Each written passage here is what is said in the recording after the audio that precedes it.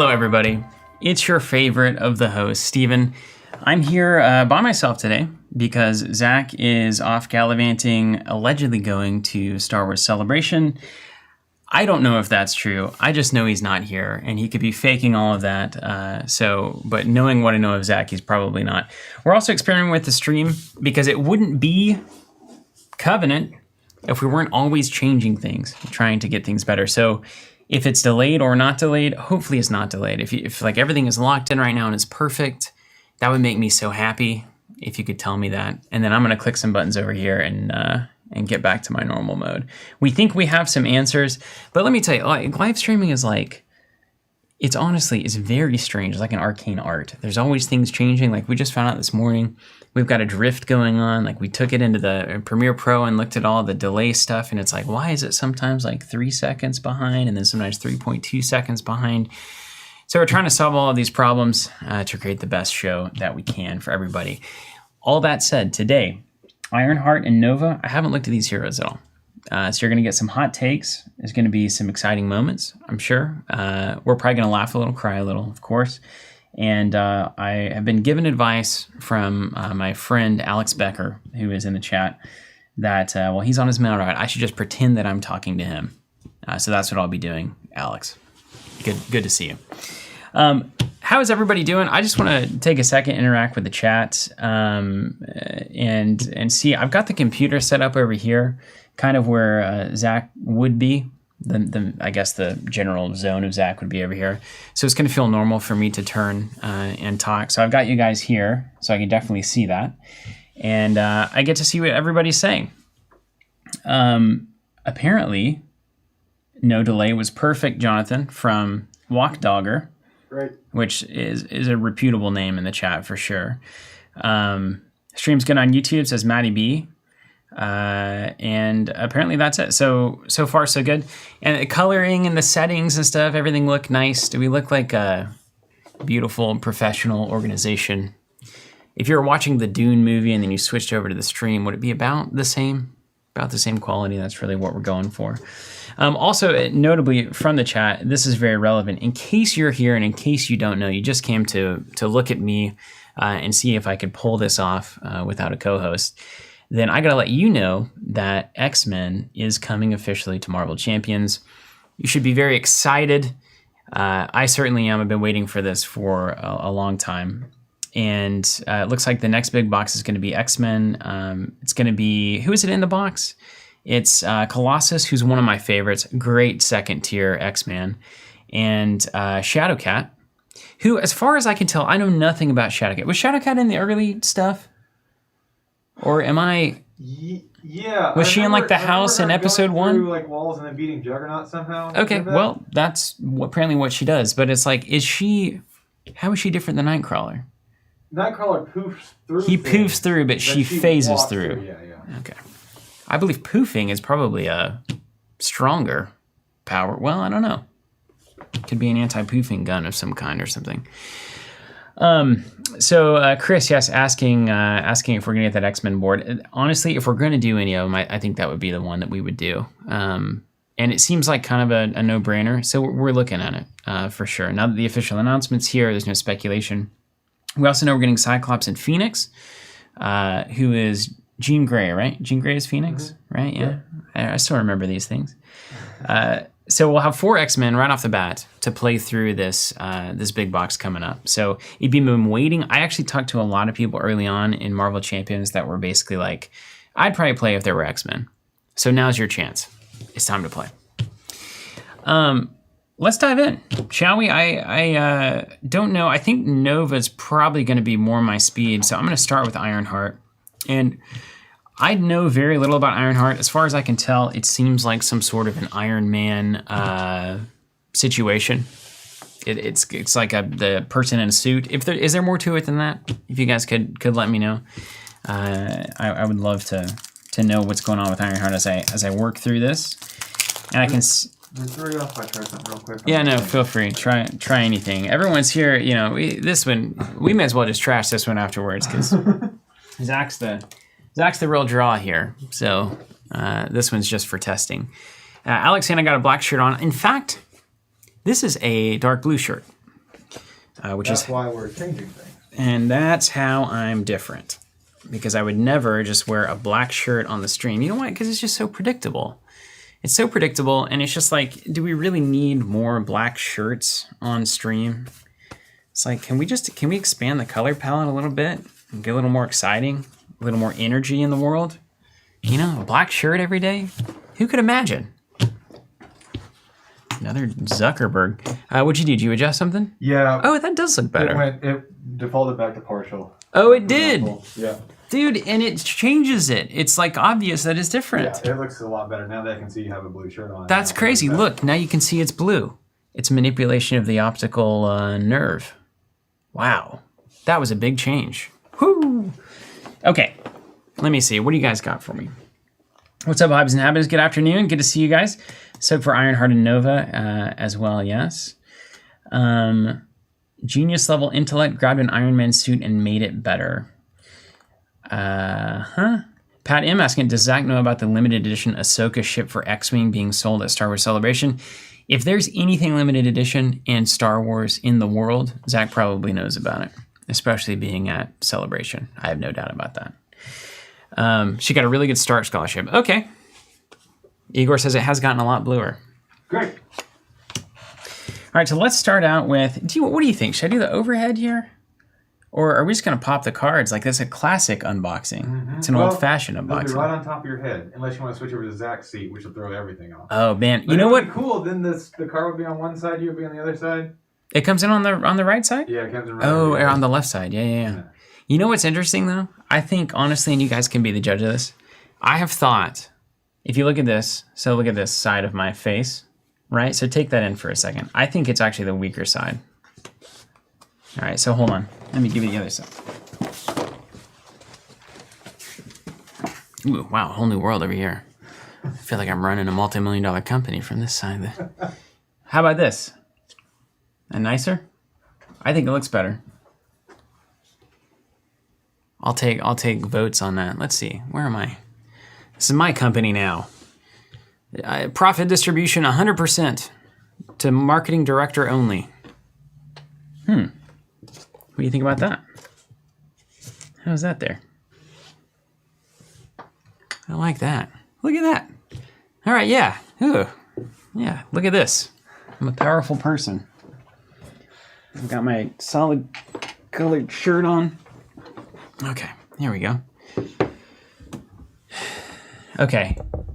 I like the weaker side better. Igor, come on. Ryback correct. Weirdly enough, yeah, it looks better. Left. Is it stage left or first side better? Okay, first side better. Do you want to pop, though? Let's pop this way. Let's pop them. All right, Bryce. We got Bryce 1.0 in the chat, in the house.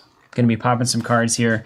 Let's start by taking a look at Ironheart, or Riri Williams, the alter ego here. 3 recovery, genius. So hopefully this is the kind of genius that actually is relevant to the game and good, rather than Hulk. Begin the game with this card. Set your other identity. Wait a minute. Set your other identities aside. Okay. Oh no, it's one of these. How am I rolling solo on a triple identity hero? Okay, cool. So wait a minute. Wait just a minute. Are they all the same? No, they're not the same. Right. Okay, so this one, you told me how to do this, Jonathan. This one is Child Prodigy. Do we have numbers? 1B? Was 1B, is that right? The numbers? 1A, 1A2, 1B, 2B. Okay. 3B. So this is Riri Williams 1B. Let's start there. Okay. Begin the game with this card. Set your other identities aside. So this is the one, obviously, you start with. Child Prodigy. Action. Spend a mental resource. Place a progress counter on Riri Williams. Limit once per round. Okay. And then it says see insert. So, guys, I'll get to, all of you product designers out there get to discover what this is like. To see somebody open your product just blindly for the first time. Okay. I'm seeing the insert. Gonna art there. Okay, so progressing identity cards, a new rule. Each is a different stage of her personal narrative as a hero. See, if Zach were here, we would never be reading this. This is the difference between he and I. He would never read this. He would have already had Ironheart on the table to play it. During game setup, the weakest of the cards is put into play under the player's control with the other 2 cards set aside. Okay, so this is the weakest one. As the game continues, the player can place progress on the identity and using the ability on the hero side, swap out the current identity with the next stronger version. Okay, so let's see what that looks like. Let's look at 1A, Ironheart, the hero. It says level up. Remove 6 progress counters from Ironheart, ready her, and swap her with version 2 Ironheart. Oh, well, this is cool. Okay. I understand you. This is crazy. So they're getting awesome over time. Classic level up reality. Huh. Would you look at that? Okay, so we get 6 progress on. So if we go back to the alter ego, Riri Williams, 1B, spend a mental, place a progress once per round. So presumably that's 6 rounds. I imagine there might be some actual cards here that do level up stuff as well. So let's just go through them and see what they look like. So then let's go to Riri Williams 2B. Looks like the same thing. Spend a mental or 2 resources, so it's a little less restrictive, to place a progress counter on. Great. And then we go to Ironheart 2A. We'll see if Bryce 1.0 can compete with the robot. That's really what this test is about, isn't it? This is a benchmark. Let me see if we can do a full replacement. 2-2-3, so a slightly better stat line, a little bit more thwarting, and has the same ability, can level up into 6. Okay.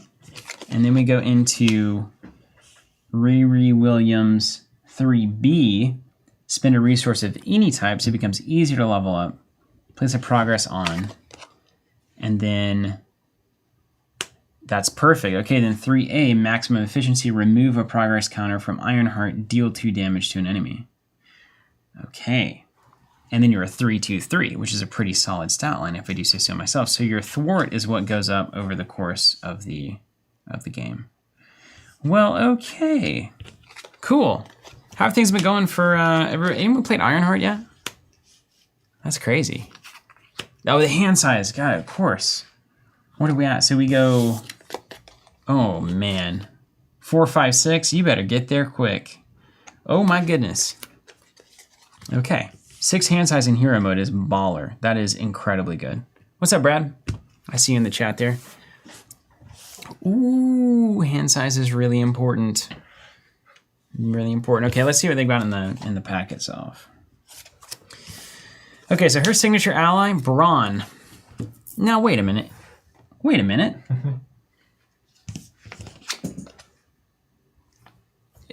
Is this another? This is just Hulk? Is this just Hulk? Also, I will say something that, well, I'll wait till Nova. So Braun is basically, is it a new Hulk? Maybe a better Hulk? You'll be back in a second. I'll be back in a second. You can hear me, but you can't see me. There I am. There we go. Now we're looking good. Oh man! Now it. Look at that! That's what I was looking for. What changed? I changed the black magic in the non-delay feed. Oh, they're different layers. Just so I could see me looking better. Yeah, but now everyone can see you looking better, which is really the goal. I've been trying to do that my whole life. Just look better. Turns out it gets harder over time. It just gets harder, and inevitably you will not be able to pull it off. Or you age gracefully, I suppose. You put on you find the sweater that works rather than the tank top. And I've been trying out those cardigans for years. Yeah, Zach was an 80-year-old man before he was born. Braun. Let's talk about Braun. Different guy with Hulk powers. Okay, cool. Why do they insist on making Hulk so unspecial all of the time? You ever think about that? 2 thwart, 3 attack, champion, gamma, 3 health.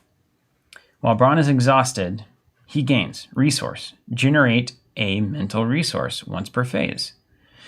That'd be a great ability on the alter ego of Hulk there, wouldn't it? Banner?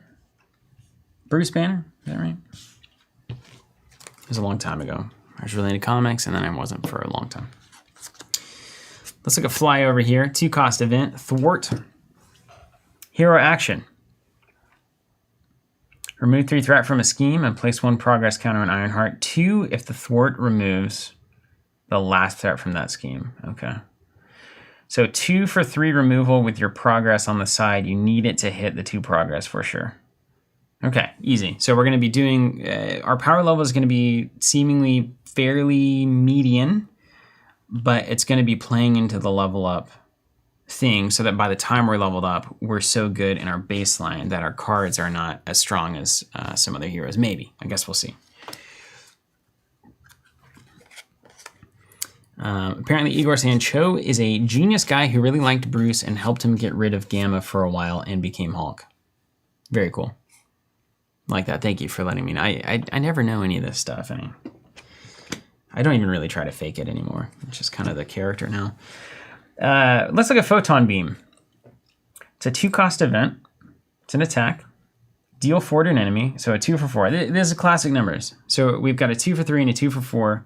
Side bonus is they're going to place progress on. But this is a 2 for 4. Isn't that a Haymaker or is that a 2 for 3? I think Haymaker's 2 for 3. Yeah, Haymaker's 2 for 3. So it's still a little bit better, but it is a hero card. That's what you'd expect. All right, let's look at new and improved. I love the art on this card. I really do dig that that slick helmet style. I like it. Hero action, choose X different options where X is equal to Ironheart's version number. Okay, I got you. So let's assume we're on 3. We have to do different options. So we get all 3 when we're in level 3 mode. So we pitch this early because it's a mental resource. So we use it to power the progress, and then we blast them at the end. Search your deck for an Ironheart card, add it to your hand. Awesome. Give Ironheart a tough status. Awesome. Ready Ironheart. Great. Love it. This is good. This is a really good card. Search for something, add it to your hand. So basically you can imagine this is costing 2 resources. Tough status card and a ready. So, I mean, honestly, this is pretty fair cost-wise. It's pretty fair. But searching for an Ironheart card, I think, is going to be important. Like this one of Sector Scan is probably a good place to look. Reduce the cost to play Sector Scan by X, where X is equal to Ironheart's version number. Until the end of the round, you may look at the top card of the encounter deck at any time. That's the end of the round, so that's the whole show. That's both phases. The whole show. Okay. Okay. Solid. That's solid. So I feel like a lot of the time when you're on level 3, you're paying 3. So that's 4 cards out for new and improved. Get a free Sector Scan. Look at the top of the deck forever. That's actually really powerful. People don't like these cards. I'm people too. I usually don't. But the ability to do this, especially the more people are at the table. So you have to take the hero action on Sector Scan until the end of the round. You may look at the top card. And then basically you can just flip the top card until the next round. That's really, really cool. I like these kinds of abilities actually in this game. You have to be careful though. You got to be really careful here because like the tension of Marvel Champions is in the randomness of the cards. So you gotta be careful with enough stuff that's just like playing a simulation. You just like know the answers. But. All right, let's look at Ronnie Williams. Wasn't Ronnie Williams a famous country singer? I mean, obviously you can kind of fish in the barrel on that one. There probably was assuredly a Ronnie Williams of some merit in the country scene. Ronnie Williams, 1-cost support persona, exhaust and choose. Heal 2 from Riri Williams, or place 1 progress counter. Yeah, this is great. So progress counter every turn. That progress can turn into 2 damage on your version 3 side. So it's just free 2 damage every turn. And then this is a great card. This is one of the best personas I've seen. Not that who was that guy? That dad figure that is in the spider, Ghost Spider? That guy. Yeah, it's overrated. Just don't play that one. I mean, he has there's the evil card that makes him go off to the side. Horrible. How could you ever invest time and energy into something that could just instantly go away like that? It's not how you build equity in this game. Tony Stark AI, 2-cost support. That's pretty cool. Exhaust Tony Stark AI. Look at the top 2 cards of your deck. Add one to your hand and discard the other. Yeah. Yeah, that's good. I like that a lot. Now, correct me if I'm wrong. Is the AI form of Tony Stark, is this because the real Tony Stark is no longer with us? That did happen, right? I actually haven't seen that movie. I haven't seen it either, but that's what I picked up on. People have said that I happened. think people were sad about Tony Stark for some reason, so... Yeah. You know. But it really does, it does beg the question of, like, if the AI version of Tony Stark can be as smart as the real version, where does that leave any of us? Honestly. Let's look at Photon Blaster's 2-cost upgrade. Very cool art on this one, too. You get +2 hit points. Not usually what I would assume a blaster is going to do. Normally, if I'm shooting Photon at people, it's not because I am stronger and can take more damage. It's because I'm doing damage to them, but I guess the hands are stronger. Exhaust Photon Blasters deal damage to an enemy equal to Ironheart's version number. So 2 to put on the board, exhaust, deal 3 for the rest of the game is how I envision this. I think so much of this you pitch early on these mentals. You absolutely do. Not Tony Stark AI, no.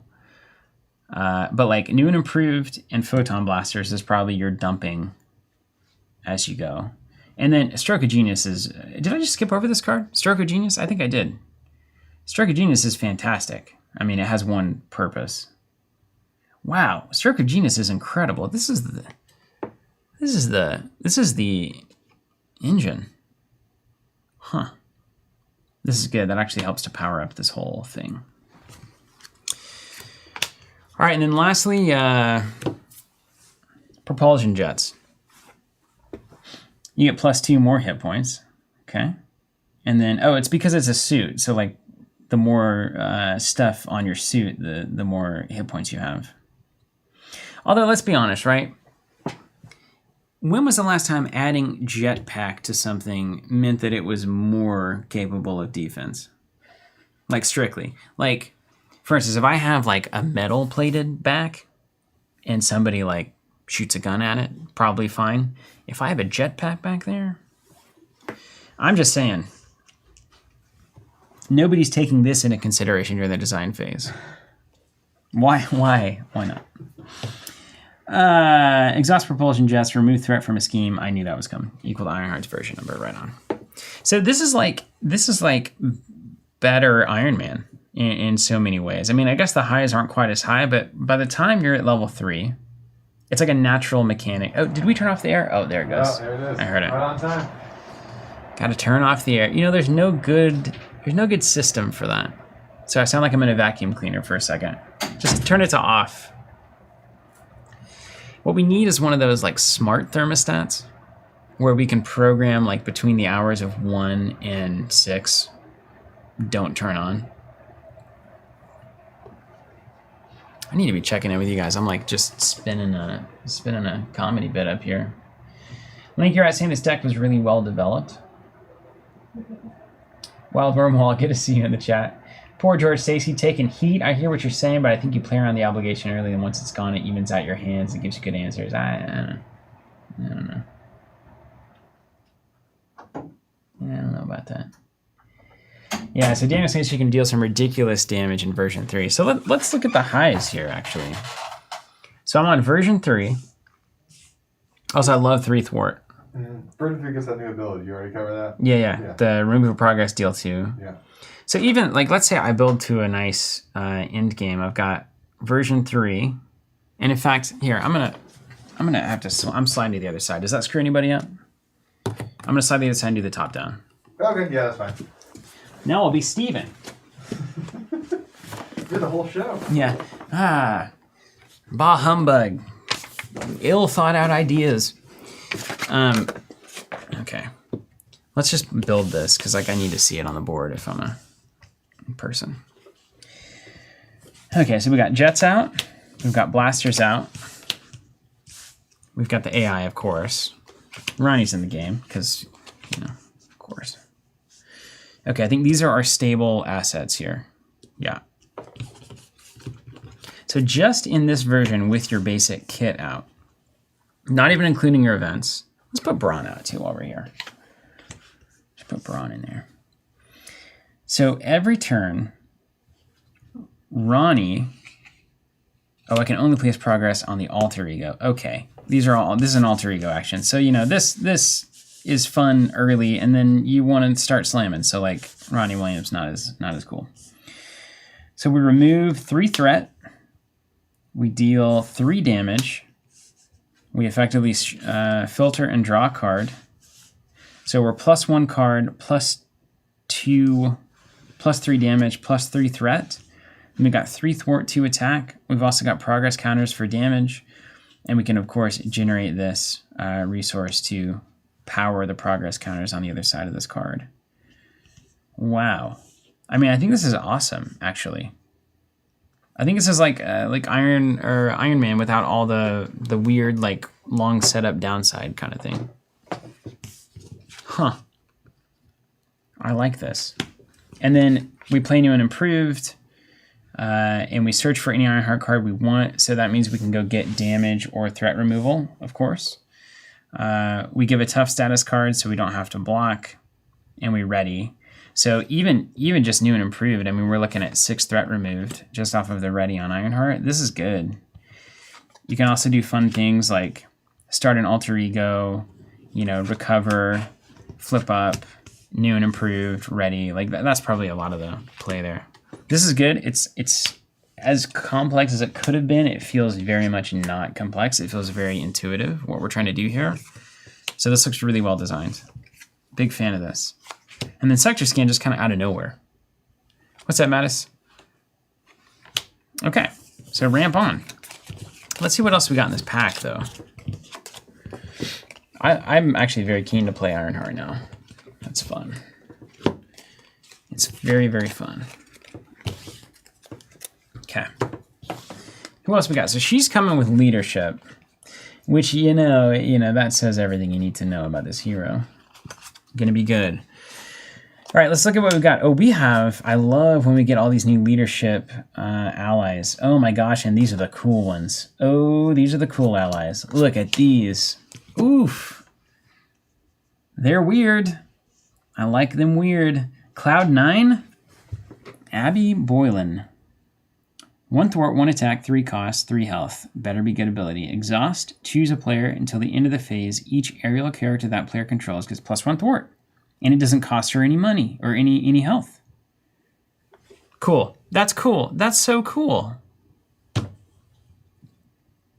That's great. You guys think this is great? This seems great to me. Cloud9, have an aerial team. Everybody's at +1 thwart every turn. Oh, choose a player. Oops. See? You try to break stuff and then they're like, limits. Good for them. Good for them. That's smart. It is, yeah, Yodas. I've got the camera angle in the place where I'm actually on the right side of the screen, right? So left hands equal left face. That one. Left hands, and you see. Just because whenever Zach and I are interacting, it's easier when we're actually playing to have it upside down, but like when I'm just like showing off cards, it's easy enough for me to turn them and keep me on the right side. Okay, so Cloud9, awesome. Let's look at Patriot. Rashawn Lucas, 3 cost, 2 thwart, 1 attack. After Patriot enters play, choose a champion character. That character gets +1 each of its basic powers to the end of the round. So basically, that's just an interplay ability. Yeah, this is fine. Is this playing into the Stand-A-Bunch deck? I think this is playing into the Stand-A-Bunch deck. I have no doubt that's what's happening here. Yeah. This is the kind of thing that's like, okay, this is not necessarily for me. But looks good. You choose a champion and, you make them awesome, and then they do a bunch of things. So it could be 2, 3, 4 in value. Great. Okay, and then finally Falcon. Joaquin Torres. Wow. This is a hero I would totally get behind. Hey, it's Joaquin. I'm here to rescue you, and a good thing, right? Cool. It's Patriots text. I'm surrounded by those who risk their lives for principles most people take for granted. That's it. This kind of stuff. See, Zach could be into this, like this Captain America, like I'm good. Like that doesn't get anybody excited, does it? I'm surrounded by those who risk their lives for principles most people take for granted. Right, welcome to the real world. Cloud9, I'm only here because I want to fly. Okay, I kind of immediately know what that hero is about. I like that. Falcon, after Falcon attacks or thwarts, spend a lightning resource, ready another champion character you control. Well, there we go. So we got the combo. Falcon and Patriot. Are these guys a part of a team or something? Are they the Young Avengers? Jason? Jason's saying, isn't he a Young Avenger? Are these all the Young Avengers? Apparently a phenomenal show. No, that was Young Justice. Which would be the Justice League, which is DC, right? Mm-hmm. DC crushes animation. Does terrible movies. Marvel is inverse, from what I understand. And isn't the whole thing that DC makes like serious superhero movies and Marvel makes good superhero movies? Yeah, Marvel makes movies like DC makes cartoons. Like, they make them fun. Okay, so DC cartoons are... what about the Batman animated series? Well, that was a long time ago. Yeah, it was a long time ago, back when things were good. Before the kids came along. Yeah, I know they're champions. They're all champions, but like, what does a champion mean? So that's an actual team? Like, we're the champions? That doesn't seem fair to say. Champions of what? I mean, that's asking a lot. It's asking a lot, because these don't look like the champions to me. I think the Avengers would be the champions if there was a fight among them. They just call themselves the champions. Probably playing that Queen song. What else we got? Go all out?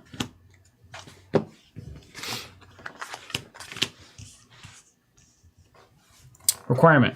Spin an energy. You know what? I'm not sure. I'm not sure on these cards. I'm not sure that this is a fun requirement to have. You know what I'm saying?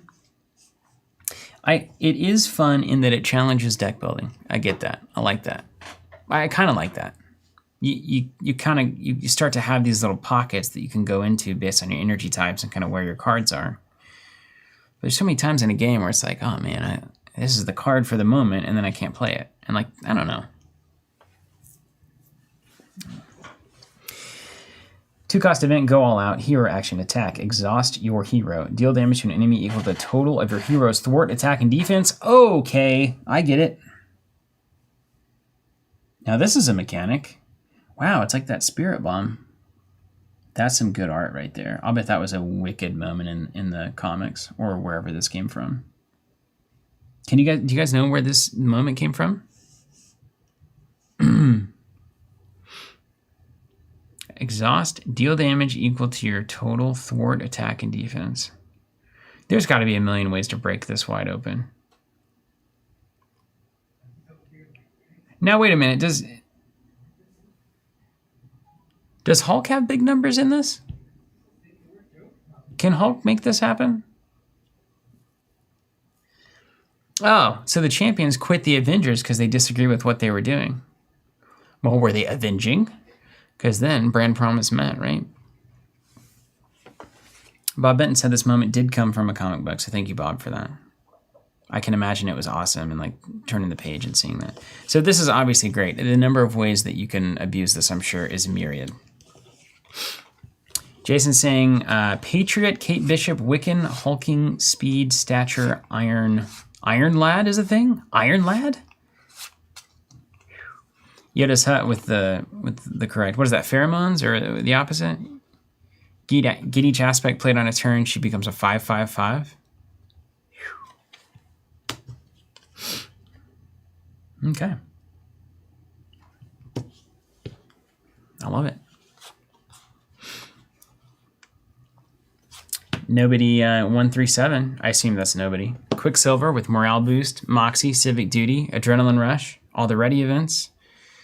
Wow. That's what I mean. Like there's you go to your Marvel CDB search and you figure this one right out. Let's look at push ahead. Requirement, mental, but it's Spider Noir, which gets massive points from me. Hero action, thwart. Exhaust your hero. Oh, wait a minute. I think I know where this is going. Remove threat equal to the total of all the stats. Okay, so we're in the get all the stats high mode, which makes sense because you're doing Ironheart, and as Ironheart levels up, the stats get better, and then all of a sudden, hold on, what would that be actually? Guess I'll just actually look. Who would have thought? So it's 8 on level 3 Ironheart just normally. You buff him +1 with Patriot Man. That's 11. And then suddenly you're paying 2 to do 11 damage? Or 3 to remove 11 thwart? This is unbelievable. How is this possible? That seems quite good. I mean, that's real good. Then we get some morale boost. Seen that before. Oh yeah, this is all. Oh my gosh. Okay, it all comes together. You add all the stats up, and so try to buff all the stats. Understand. R&D facility. Have we seen this? I haven't played this before, but I think it feels like it should have been seen before. It's a shield facility. Exhaust, remove a research counter from it. Choose a friendly character, +1 thwart and attack. Yeah, okay. Understood. This is just fundamentals, guys. Just fundamentals. Making all your stats better is already great, and now we have cards that cash in on making your stats better, so watch out. All right, who else we got? Oh, more insane allies. Bring it on. Wow, these are weird. Agent 13, Sharon Carter. She looks unhappy. She's ready for action here. Ready to make a call. 2 thwart, 1 attack, but they got the stars on them, so we'll come back to that. 4 cost, 4 health, shield spy. After Agent 13 attacks or thwarts, choose a shield support and ready it. Have we seen this Agent 13 before? Mm-hmm. We have, right? Yep. The neutral one? Basic one, rather? Yeah, we've seen this one. I'm going to build that shield deck. That's next on my list. And have we seen Snowguard before? Nope. Amka Aliak. I wish I had a flavor quote here. 4 cost, 0 thwart, 0 attack, 3 health. Well, obviously this is horrible. Just kidding. After Snowguard enters play, place up to 3 shift counters here. While the shift counters here are equal to X, she gets +3 attack, and her attack gains overkill. +3 thwart and gains the aerial trait. +5 hit points and gains retaliate 1. This is awesome. This is so good. This is so good. So when you play Snowguard, you choose, do I want it to attack? And do I have a minion problem, basically? Do I have a thwarting problem? Or do I have a, again, kind of a minion problem? Being able to soak at 8 hit points and retaliate 1 is so good here. Okay, I'm sold on Snowguard. I love Snowguard. Love it. And then Vivian, let's see what Vivian's up to. We've seen Vivian before. There's a yellow Vivian. So this is the neutral Vivian. We got a new Vivian. 2 cost, 2 thwart, 1 attack, 2 health. So 1 thwart and you're dead. So we got to see what that does. After Vivian enters play, choose an attachment, non-elite minion, or non-permanent side scheme. Until the end of the round, treat that card's printed text box as if it were blank. Okay. This has a very direct use. This is definitely good. A 2-cost ally is always going to be good. You could have a 2-cost ally that's a 1/1/1, and it would probably see some play. So cheers to Vivian. That's good. Vision's daughter, apparently. That tracks. What's the little gem that she has in her head, though? Is it like a little shard of knowledge, the knowledge crystal or whatever it is? The stone? Knowledge stone? I can tell you, the reality stone is problematic for me because if you can control reality, where does everything else begin and end? Same with time. I can control time? What use is reality? I mean, what is reality if time is not a constant? Come on. Am I the only one staying up at night thinking about this? Go for champions. Now, is that the champions saying go for champions? Like, is that their, like... Avengers Assemble. Their Avengers Assemble? Go for champions? Well, they're younger. They didn't have time. Are you serious? That makes me not like him as much. Wait, who's in here? Who's got that mace in there? Somebody's got a mace, and it's got like sand behind it. Maybe he's just killing a genie or something. Or defeating, excuse me. You can't kill a genie, I guess. What's up, Van? Started early without you. Max 1 per deck. Play if you're a champion. Each champion character in play cannot take damage till the end of the round. Really? For 3? Just a free turn, huh?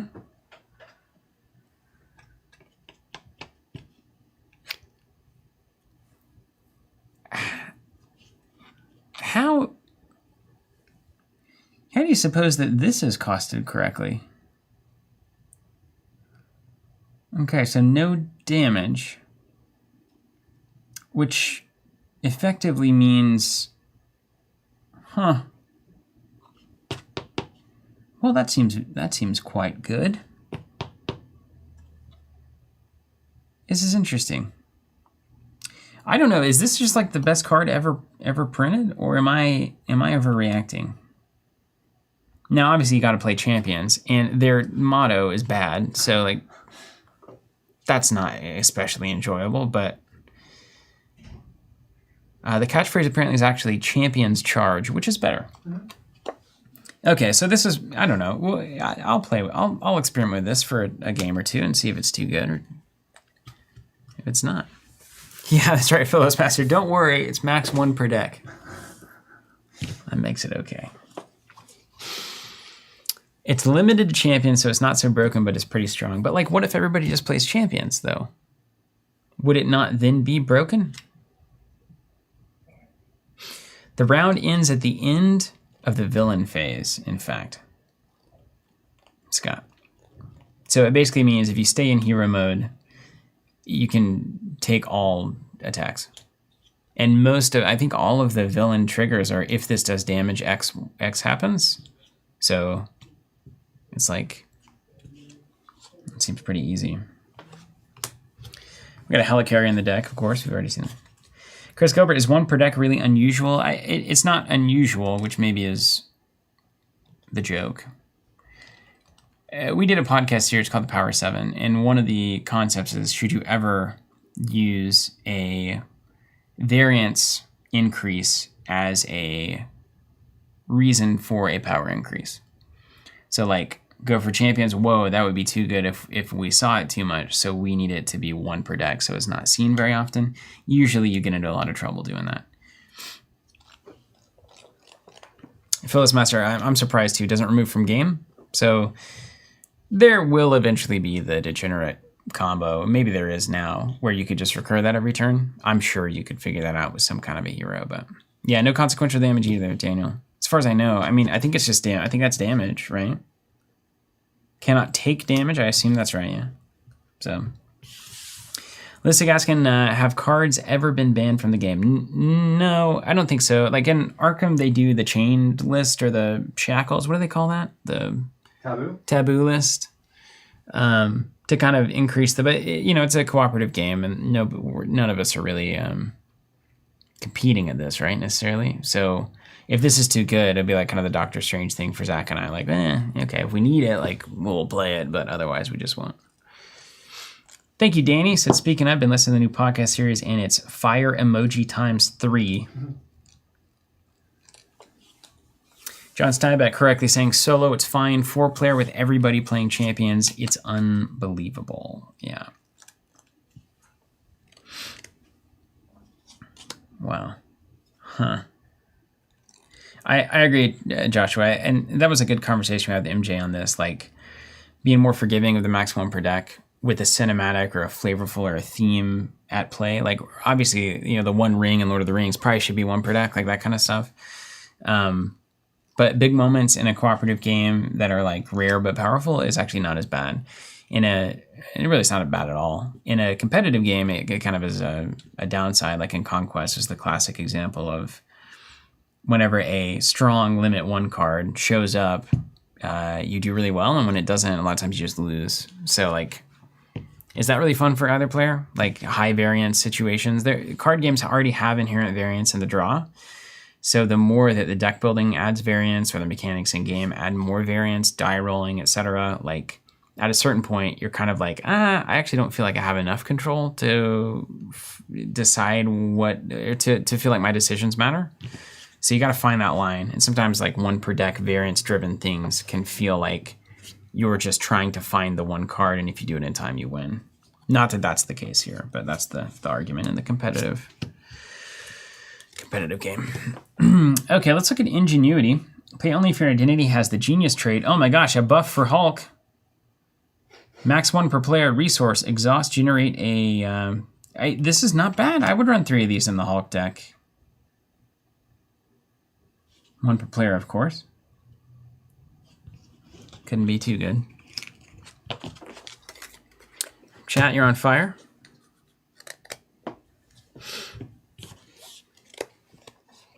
And then we got the obligation stuff. I'm not going to get into that. I like to be surprised by that. So let's see what else we've got. Stop.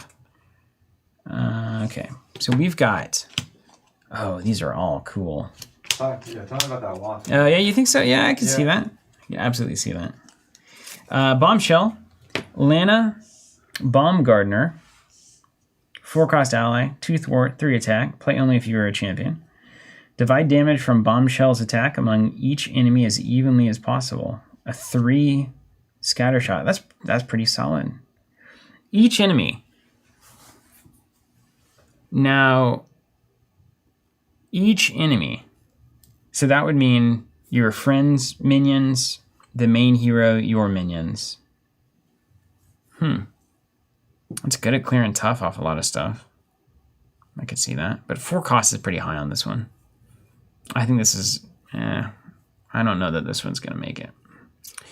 Tresmillion, have we talked about the X-Men announcement? Yes, at the top of the stream we did. I mean, nothing terribly exciting, aside from just like, yo, X-Men's happening, so game's about to get bigger. I mean, I think, especially if they like pump that on the marketing side, like, yo, Marvel Champions, X-Men, like as a whole kind of reboot of like, you hadn't been paying attention, pay attention now. I think it would be very successful. Subscribe today. Yes, Mythor, correct. The pack does... They're now coming, it seems like, standard with modulars as the last few cards instead of more aspects, which I actually really dig. I really dig that. And there's a cool modular, too, that I won't even talk about. But it's got Zax in it, who's like an electricity monster.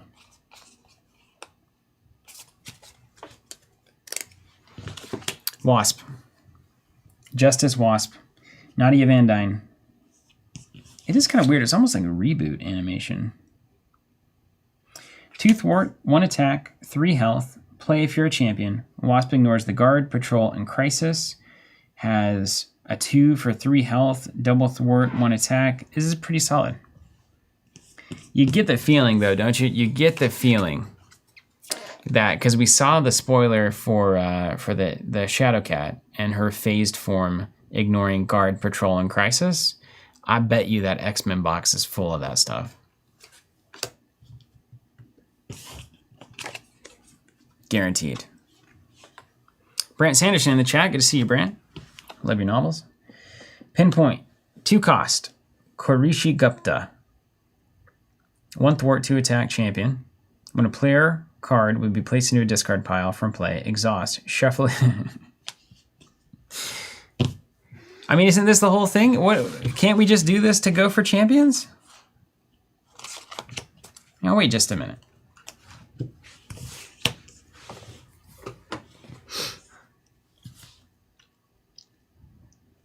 Play if you're a champion. Play if you're a champion. Hero Interrupt. When a player card, which is this, would be placed into a discard pile from play. From play? Is, I guess, from play? Right. Not in play. Okay. See? You gotta look, though. You gotta look. From play. Very important words. It's important to remember that in all card games. Prepositions end up playing the biggest role in your success as a card gamer. Okay. You think if you go down the street and said, I'm a gamer, people would assume it's for video games? right? They would assume that, wouldn't they? You say, oh, I'm a gamer. They'd be like, oh, you like video games. Not tabletop, right? They would say video games. Something I've been thinking about a lot. Because like on our new store, it's like we can't just say like games or gaming. Because I think people would assume we got like PlayStations in the back or something. Which we will not have. Okay. Well, friends, let's get into Nova. What do you think? Nova. I'm going to start with the alter ego. It's kind of the most boring place to start, but it is a place. Sam Alexander, 3 recovery, a civilian. 6 hand size, 10 hit points, standard line. Alter ego action. Spend 1 resource of any type. Search your deck and discard pile for Supernova Helmet. Add it to your hand. Put it into play instead if you paid for this ability using a wild resource. Some interesting, actually, templating on that. Do you think they had to say of any type on this? Is there something I'm missing as to like... I mean, I guess it's kind of clean. Spend 1 resource, search your deck and discard power for Supernova Helmet. Add it to your hand. Put it into play if you paid for this ability using a wild. That's kind of stuff. I'm just kind of always fascinated by how the templates have to work. All right, well, let's look at Supernova Helmet. What do you think?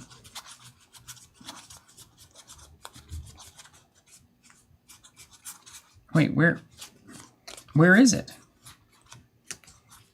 For Supernova Helmet? Well, there it is. Okay. All right.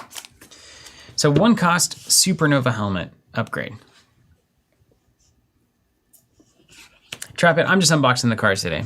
Gonna hang out for a bit, talk cards, chat about anything we want, and then I'll be getting out of here. Supernova Helmet. 1 cost. Nova gains the aerial trait. Hero resource. Exhaust helmet. Generate a wild. This is incredible already. I mean, come on. Come on. I mean, this is exactly what you want. Like a hero that starts the game and immediately gets a 1 cost upgrade that gives you a money for the rest of the game. And a wild, no doubt. This is unbelievable. I can't believe this. This is exactly the kind of hero I want to play already. It's just like raw value right out of the gate. Unbelievable. Huh. This helmet can hear what I'm thinking, and that makes it do stuff. Nice. Looks like got a starfish on his helmet there. Also, notably, Sam Alexander flavor text. Flip this thing over on Nova. Let's see what Nova's up to. You guys haven't heard of Nova? I beat up the Hulk. I'm a double secret probationary Avenger. Do you think this is a tongue-in-cheek thing from Fantasy Flight Games? Do you think it is? Do you think it's like, we'll give him the quote where he talks about beating up the Hulk because, right? Nova, 1 thwart, 1 attack, 2 defense. After you use one of Nova's basic powers, of course they list them, but we do know what they are. Ready, Supernova Helmet. Oh my gosh. It's a money machine. Whew. Wow. Well, this is the base. This right here is all I need to see. This is the base of 1,000 good decks. This is incredible. These 2 things. Just put the helmet on this guy. Whew. Whew. Yikes. That's good. That's real good. Ooh. Wow. Okay. Well, let's see what we do. And you're running such a low curve here. Oh my gosh, this deck, come on. This is right out of the gate. Whew. Okay.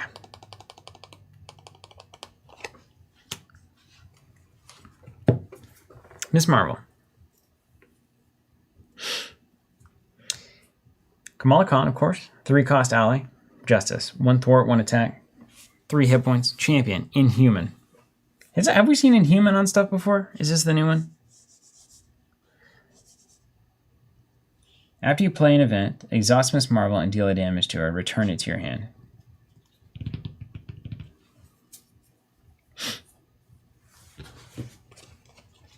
Now let me just double check here. correct me if I'm wrong, but Go Champion Go, whatever that card is. What is that called? Go for Champions. Champions afoot, Champions ahoy, whatever it is. The Pop's got it yet. I put it up top because it was so good. Maybe I put it in the wrong place, actually. Go for Champions. Okay. So now, if Miss Marvel, the ally, is in play, and I play Go for Champions, and then in response, I exhaust Miss Marvel and deal 1 damage to her, she wouldn't take that damage, right? And ergo, this is a must pay, right? This is the idea. I think they're trying to prevent me from doing this. Because you can't then deal 1 damage to her, you cannot return that event to your hand. Although, that's not how rules work in other games. I think you can pay it. I think you can pay this. Because you can still deal damage to her. Whether or not she takes damage is beside the point, right? That's not really how Champions works, does it? It's not exactly the Kantian rule set of the century, is it? Yeah, Jude saying it, that's right. Yeah. So the damage can be dealt, but it's not taken. So you did deal the damage. I mean, did you not? I dealt it, right? I'm going to deal 1 damage. Damage dealt. Is it? I mean, it's now in the past, right? Is it past? That's what I'm saying. If it said, okay. So we just assume this doesn't work. Just because I can't take damage doesn't mean I'm not dealing damage. I don't know. Come on. This is just language. But that's just how it works across most games, right? It's like the cost is the doing of the thing. The result of the thing that you just did is beside the point if you paid the cost. It's a shame Zach's not here. I think I'd get him worked up about that. And then I'd say you, and then he'd just like spin like a top out into the middle of the outer space. All right, let's look at force field projection. When a friendly character would take any amount of damage from an attack, prevent 3 of that damage. If you paid for this card using a wild, deal 3 damage to the enemy. This is fantastic. Absolutely fantastic. Jake Boss MTG, did you guys break up? Yeah, we did. We had a big falling out. It's the stream, it's the Steven show now, 100% of the time. I've taken the reins. There will be nothing but excitement and energy all the time and different shirts every day of the week. That is my brand promise to all of you. No, we did not break up. He's at Star Wars Celebration. That's the, or so he says, or he's leaving for it right now or something. Whatever he needs to say to not work is what's happening.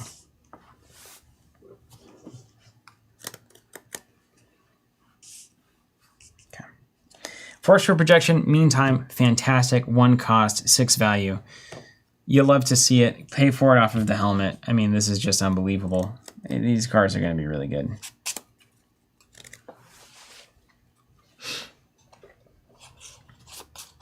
Right, yeah. So, you know what? I'll play this. We're here on the stream by ourselves. I'll play this. This is the kind of thing that I'm really into.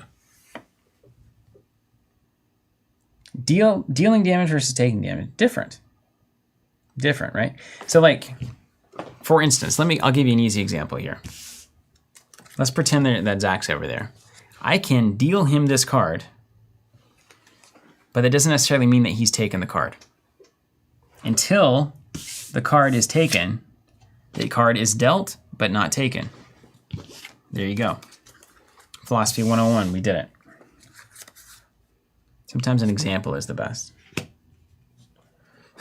Retro saying the Steven Show would be a terrible name. I think it's pretty catchy. It's got 2 S's. And that is the, as we were talking about earlier, the oldest form of poetry, alliteration. You can't argue with it. I mean, that's just the way it is. Bob saying deal and take are the same thing in this game, regardless of the English language in which it is written. In which it is written. So take note. If you're writing it in the language and it doesn't follow the rules of that language, think about it. Think about it. Light speed flight. 2-cost event. Superpower. Thwart. Double the number of wild resources generated while paying for this card. Are you kidding me? So Lightspeed Flight, you can pay for it with 1 wild and it counts as 2 wilds. And then you remove 3 threat from a scheme. So honestly, I think this is so cool. The design space around wild resources, very, very cool to kind of flesh that out a little bit. We've seen some of those, what is it, that 1 cost that generates a wild, it stays on the board that nobody plays. It's really cool. I like it. I like it. Okay.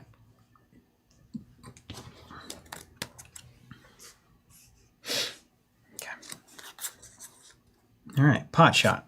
Let's take a look. 2-cost pot shot. Double the number so you can pay 1 wild for this, which is what you should always do.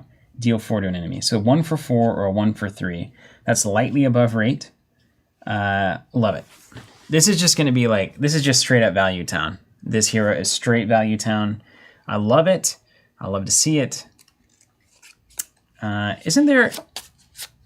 Does Quinn Carrier generate a wild? Is it a wild? Yes, Link, you're right. Yeah, helmet by itself can pay for light speed flight. So what's crazy is like... Wait, check this out, right? This is how this is going to play.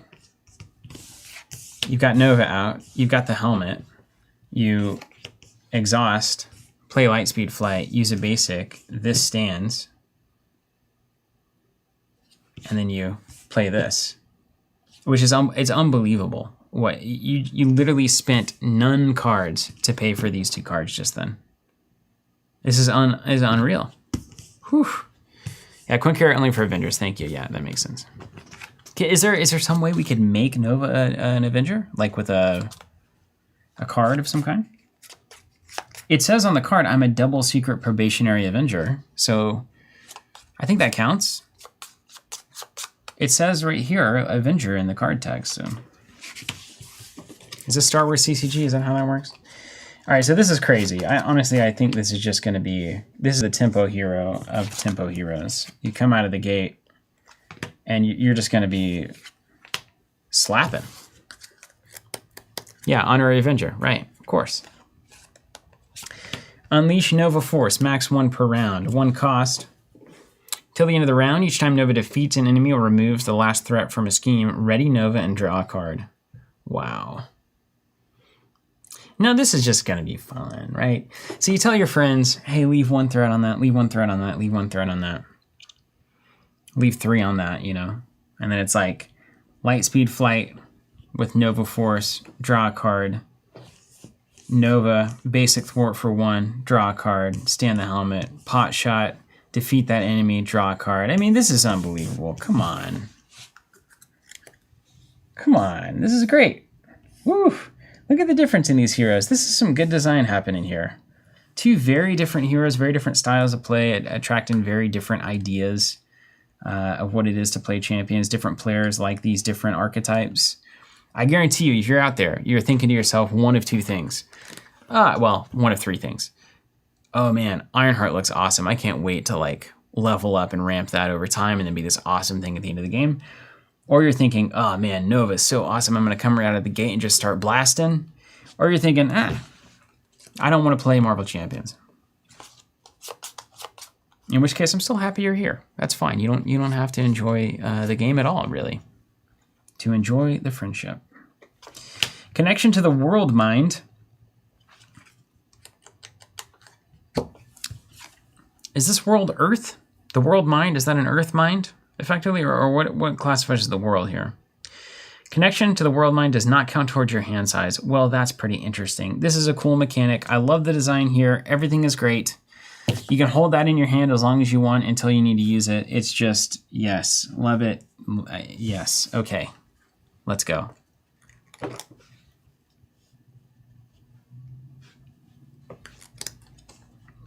And then finally, Jesse Alexander. Now, these personas have been underwhelming for me. Okay, 2-cost support, alter ego. That's why. It's that text. This text, alter ego. This is the problem. Does anybody want to be here? No. You want to go up in your Nova suit and you want to blast until the game is over. Exhaust Jesse Alexander. Shuffle 1 copy of Connection to the World Mind from your discard pile into your deck and draw a card. Okay, that's fine. That's fine. Now, the thing is, I just don't know when I'm going to have the time to play this for 2. Now, to be fair, which is said too much in our world right now, but there's going to be a lot of turns where you have a ton of cards and nothing on board to do with it because your stuff is so cheap. So maybe you play Jesse because you got nothing else to do. Okay. Wicked. Okay.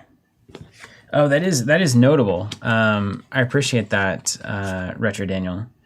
Every time you already know it. So it is per round, once per round. Is that right? Did I read that right? Wait, it isn't once per round is what you're saying. Oh my gosh.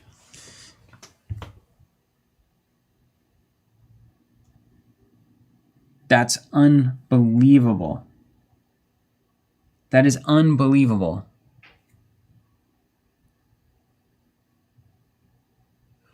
Mythor saying, Boggs mentioned that Nova borrowed a lot from Hulk's original design where he would double physical resources generated by cards and such. That seems better.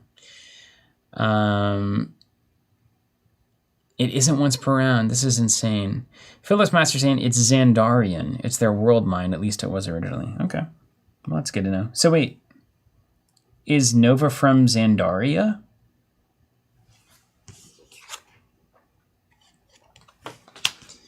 Is that like, what's that show I watch? Invincible? Mr. Invincible?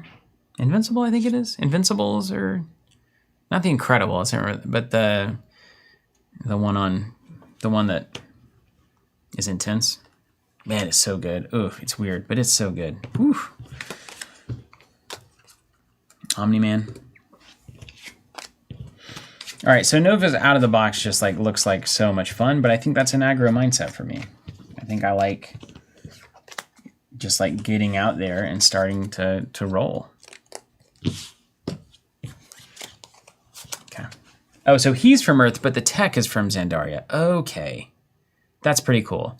So does he put the little starfish thing on and then that connects him to Xandaria proper? Like a walkie-talkie of some kind?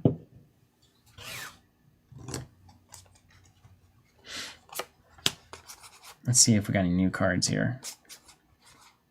Ooh, I haven't played Aggression to know. I feel like I've seen a good amount of these before, so we'll just go over all of them. Why not?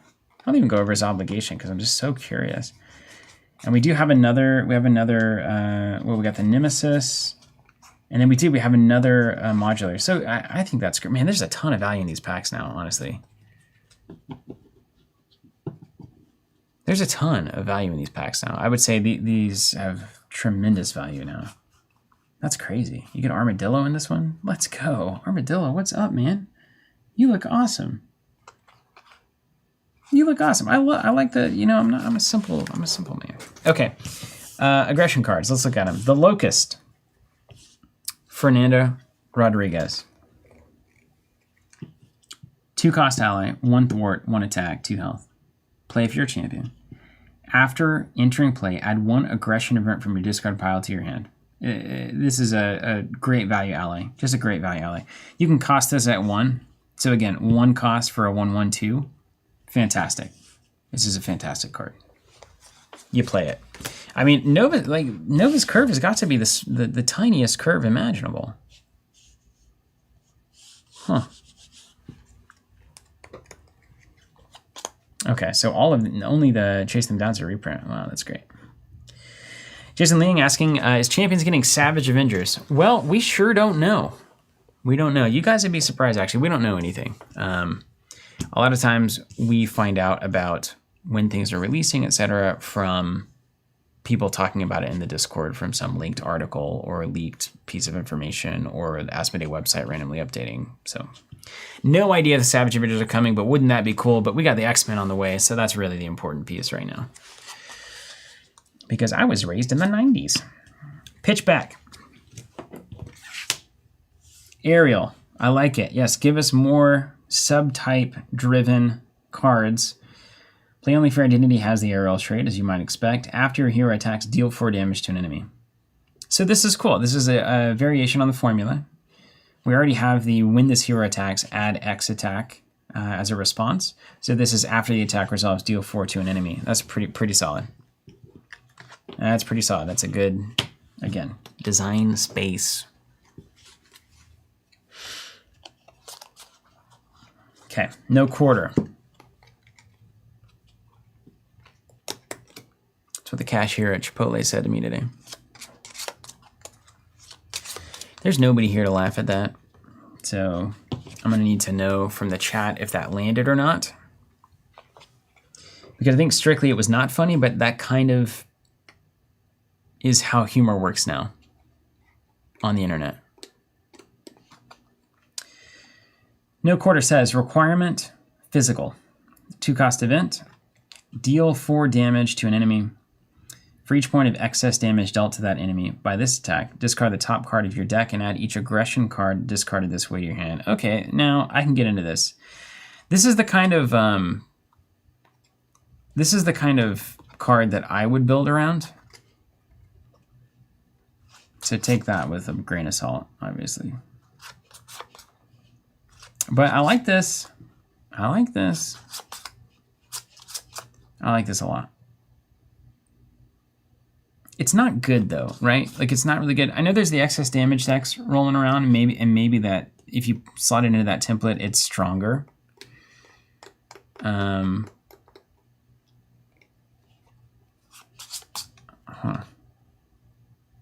Yeah, I like this. I probably will build around this at some point on stream. But again, it's not, it's not going to necessarily win you the day. But I think when that happens, and when you drop in like 5 free cards, I think that could be, obviously great. Okay. But like the thing is also you have 15 non-aggression cards necessarily. If you eschew all neutrals, which again you're probably gonna lower your deck power. It's probably gonna be a bit lower because so many of the neutrals are kind of staples and critical cards, whether it's resource smoothing or otherwise. So you got 30 that are red aggression cards, let's say. So 1 in, what is that? 1 in 3, 1 in 2, 2 and 3. 30, 15, 15, 15. It's about 2 and 3. What is that as a percentage? 66%. So let's say 60% of your deck.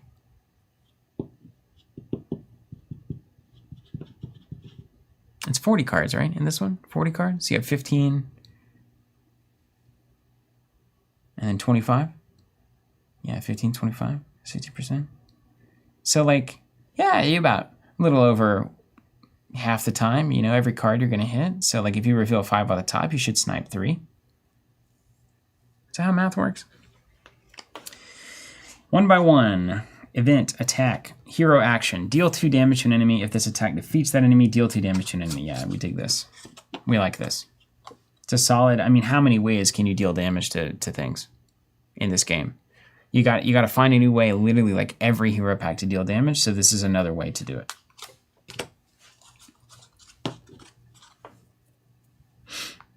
It could also be really bad at sometimes.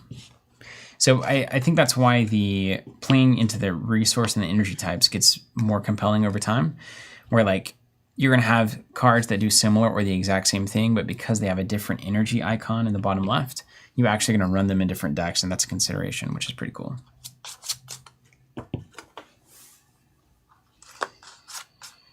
Okay, so then we got Fluid Motion. How are you? How is there 185 of you watching this right now? What an honor to be here.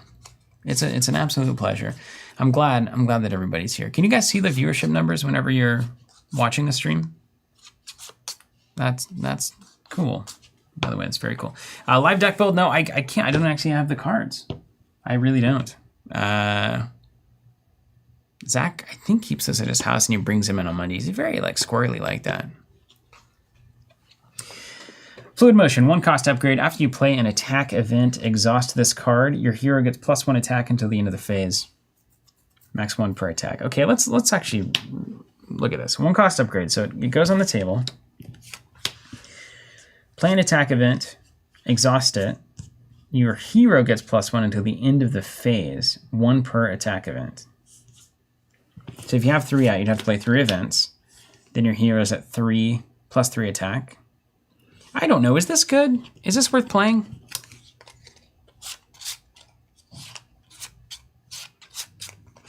Can you imagine playing this? I don't know if this is high impact enough. I just don't know.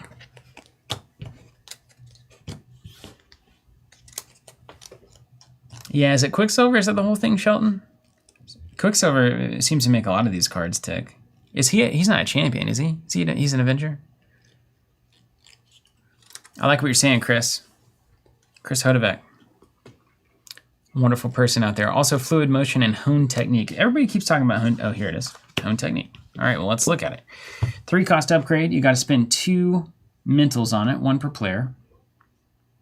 When you play an aggression attack event, if you paid for that event using a mental resource, increase the amount of damage that event deals by its printed cost. Oh my gosh. Wait a minute. This is a whole thing. Oh. Well. Okay. Okay. Yeah, we can get into this for sure. Well, that becomes, well, that makes no quarter a lot better, right? So we've got like, oh my gosh, we've got like a mental aggression deck forming up, do we not? Is that what we're talking about? Are we talking about that? We're talking about that, aren't we? Dive Bomb, what's Dive Bomb? What's Dive Bomb? Is that in here? That's not in here. Dive Bomb is some other hero. Who's the other hero that does that? Oh, Dive Bomb is that aggression. Is an aggression card. Is it what? 4 cost? 3 cost? William Gay, I think you're correct here. The only thing that's bad about these new aggression cards is you can't play them with Hulk. Isn't it just kind of at this point we're just kind of getting the treatment on this? Hey guys, we got a new template. We got a new idea for aggression cards. It's like on the whiteboard over here is, here we can zoom out even, look. On the whiteboard over here, I'll wait for that. Can you take that pop down, Bryce? I'll give a little lecture here real quick. I'll set a scene. So on the whiteboard, let's just assume this panel over here is the whiteboard. So you can imagine on this side, it says, let's make Gamma good so that Hulk becomes more interesting. And then on this side, it says, what if we made an aggression subtype around the mental resource so Hulk couldn't play it? And then everyone's like, we want this one. And this one is going to sit here for the next year, 2 years. Could be any amount of time. Who knows? It's just like, it seems like low-hanging fruit. I mean, if you gave me the prompt, can you print, we haven't had Braun in this pack. Can you print 2 cards that would make Hulk very playable and fun? I think I could figure it out. 2 Gamma cards. But no, we're not going to do that. We're going to play Hone Technique, no quarter, and that's going to be our new thing.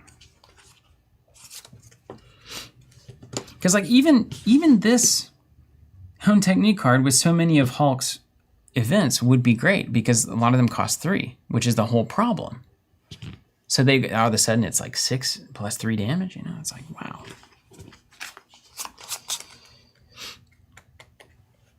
Crazy.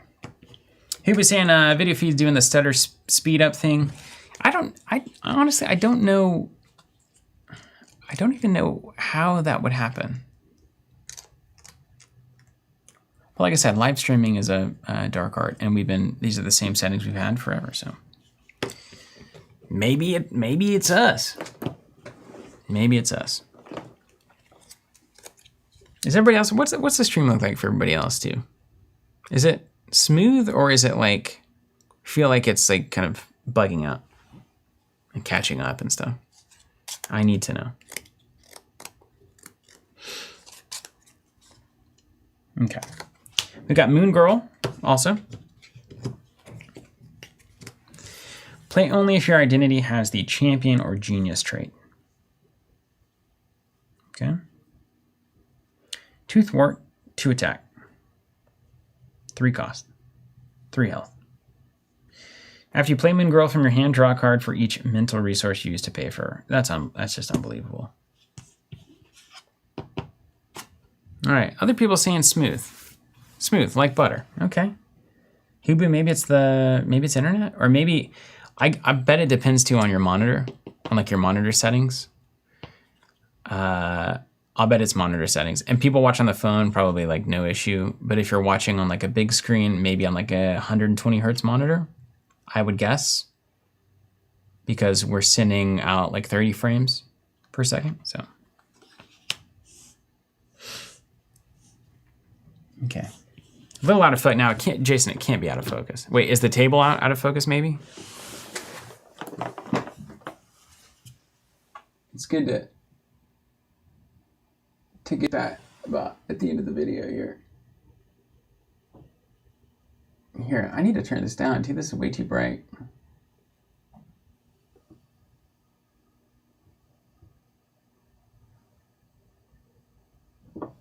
I'll show you, focus. Anyway, that's the best I've got there. Yeah, totally, Hubi. That's totally it. 144 hertz monitor. See if you can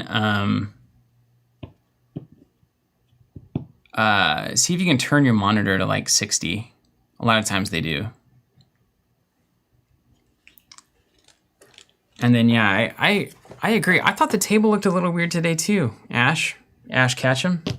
I assume that's what the K stands for. So interesting. It's like you can't ever really run a test until you're like live, honestly, because like you can test, you can do your private YouTube videos, you can do the whole thing, but everything decides to just change whenever you go live. Anyway, Moon Girl is great. This is any card that is basically free is going to be great. Okay, Everyday Hero. Nice skateboard. While your identity has the civilian trait, this card can be spent for any player and gains the text. After you spend this card for a player, heal 1 damage from that player's identity. Well, I love that. So when you're in alter ego mode as Nova, you can help pay for somebody else's stuff, and then you get to heal them as well.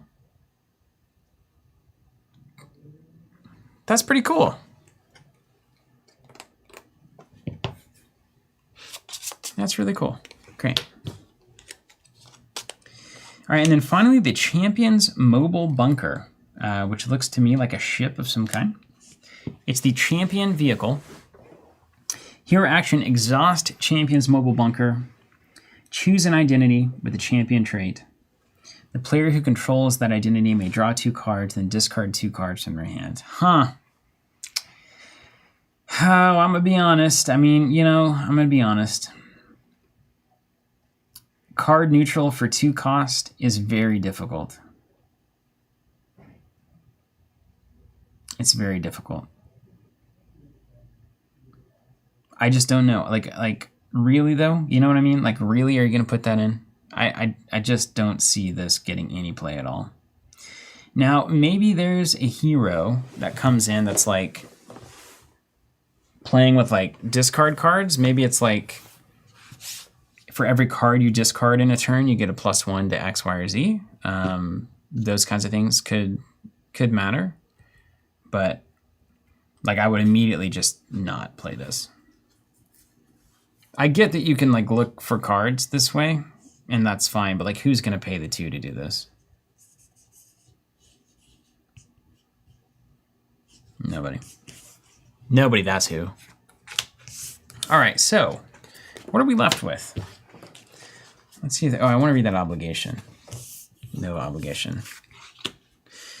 Weight of the World. Give to the Sam Alexander player, of course. While this card's in play, Supernova Helmet cannot ready. That's awful. Exhaust Sam, remove this obligation from the game. And you don't get a free go to alter ego moment. Okay, got it. So this is one that you have to take care of immediately.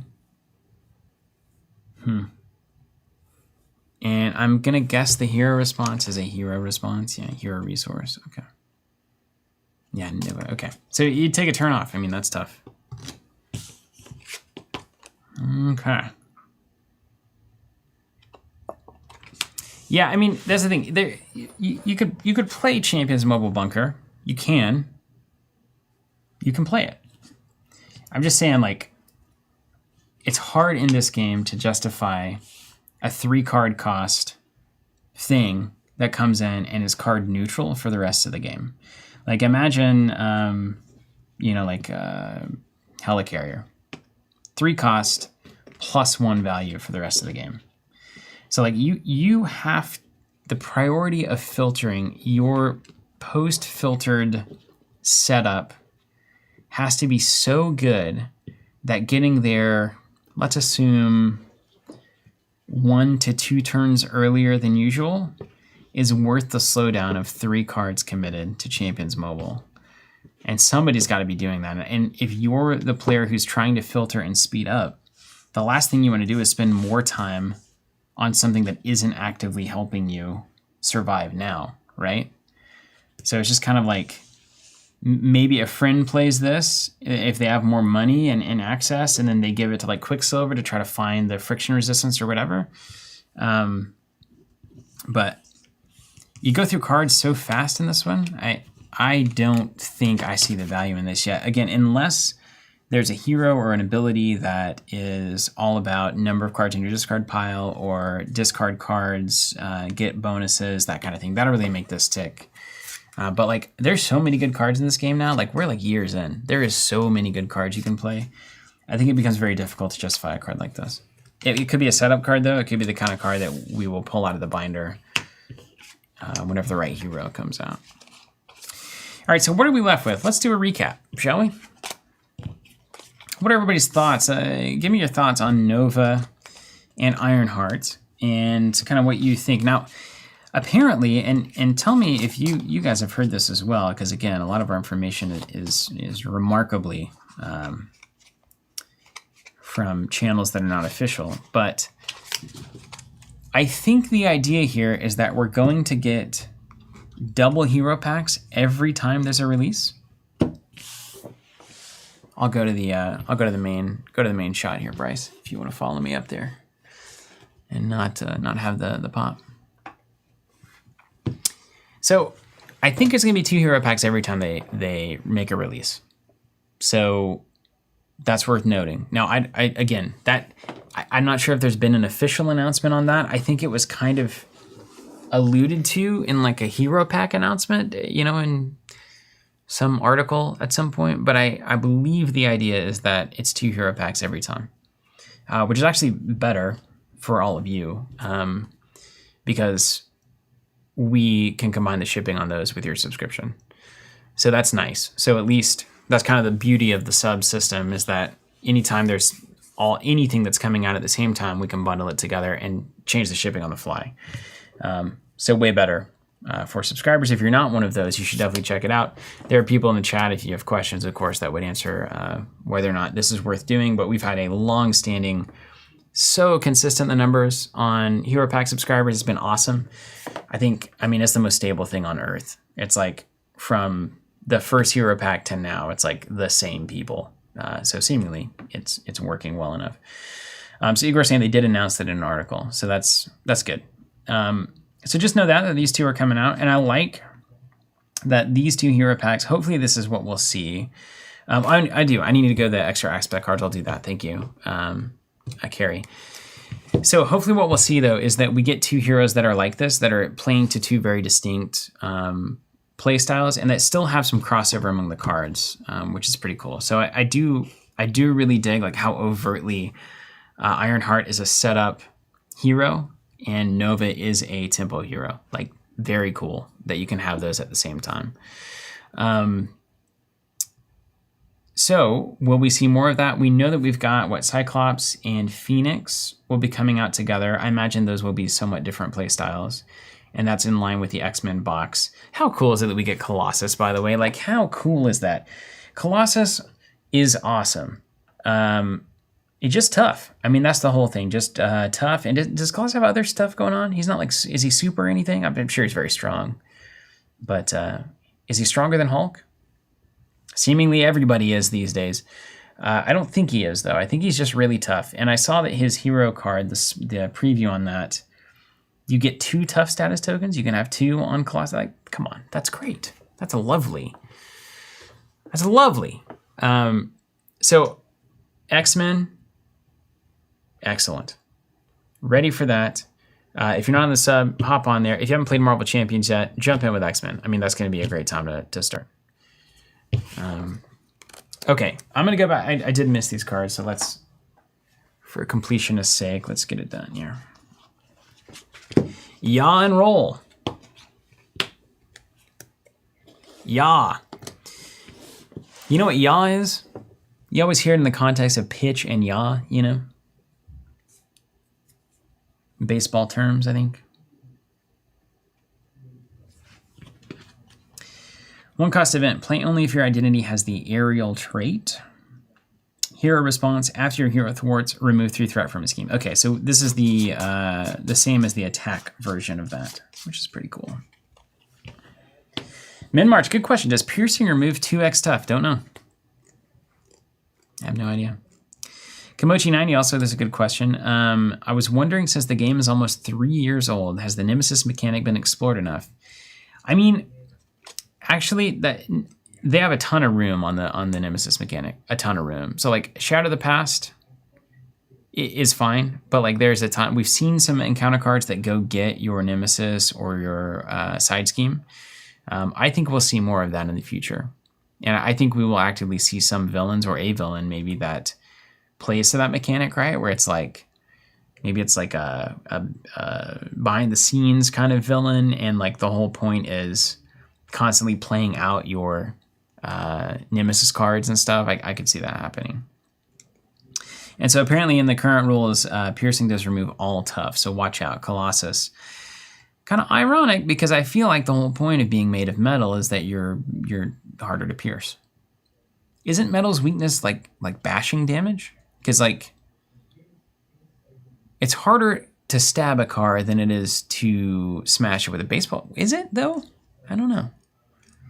If I'm like on the driver's side door, if I hit that with a bat, I think I would do more damage than if I tried to stab it with an ice pick. Well, that's not necessarily true. What was the downside of plate armor? Plate armor was good against slashing and bashing, but I think it was bad against piercing because you can get a blade up through the plates.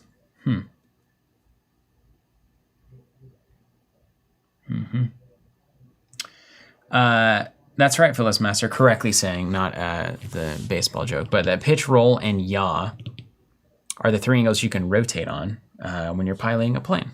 Or anything you're piloting, I suppose. Although you can't really, I don't think you can pilot a boat like that.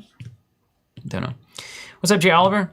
Said, hey, Steven, missed y'all's unboxings. I enjoy the old Star Wars LCG and Netrunner ones especially. Glad to still be watching you guys nearly a decade later. Isn't that crazy? That's 10 years later. 10 years.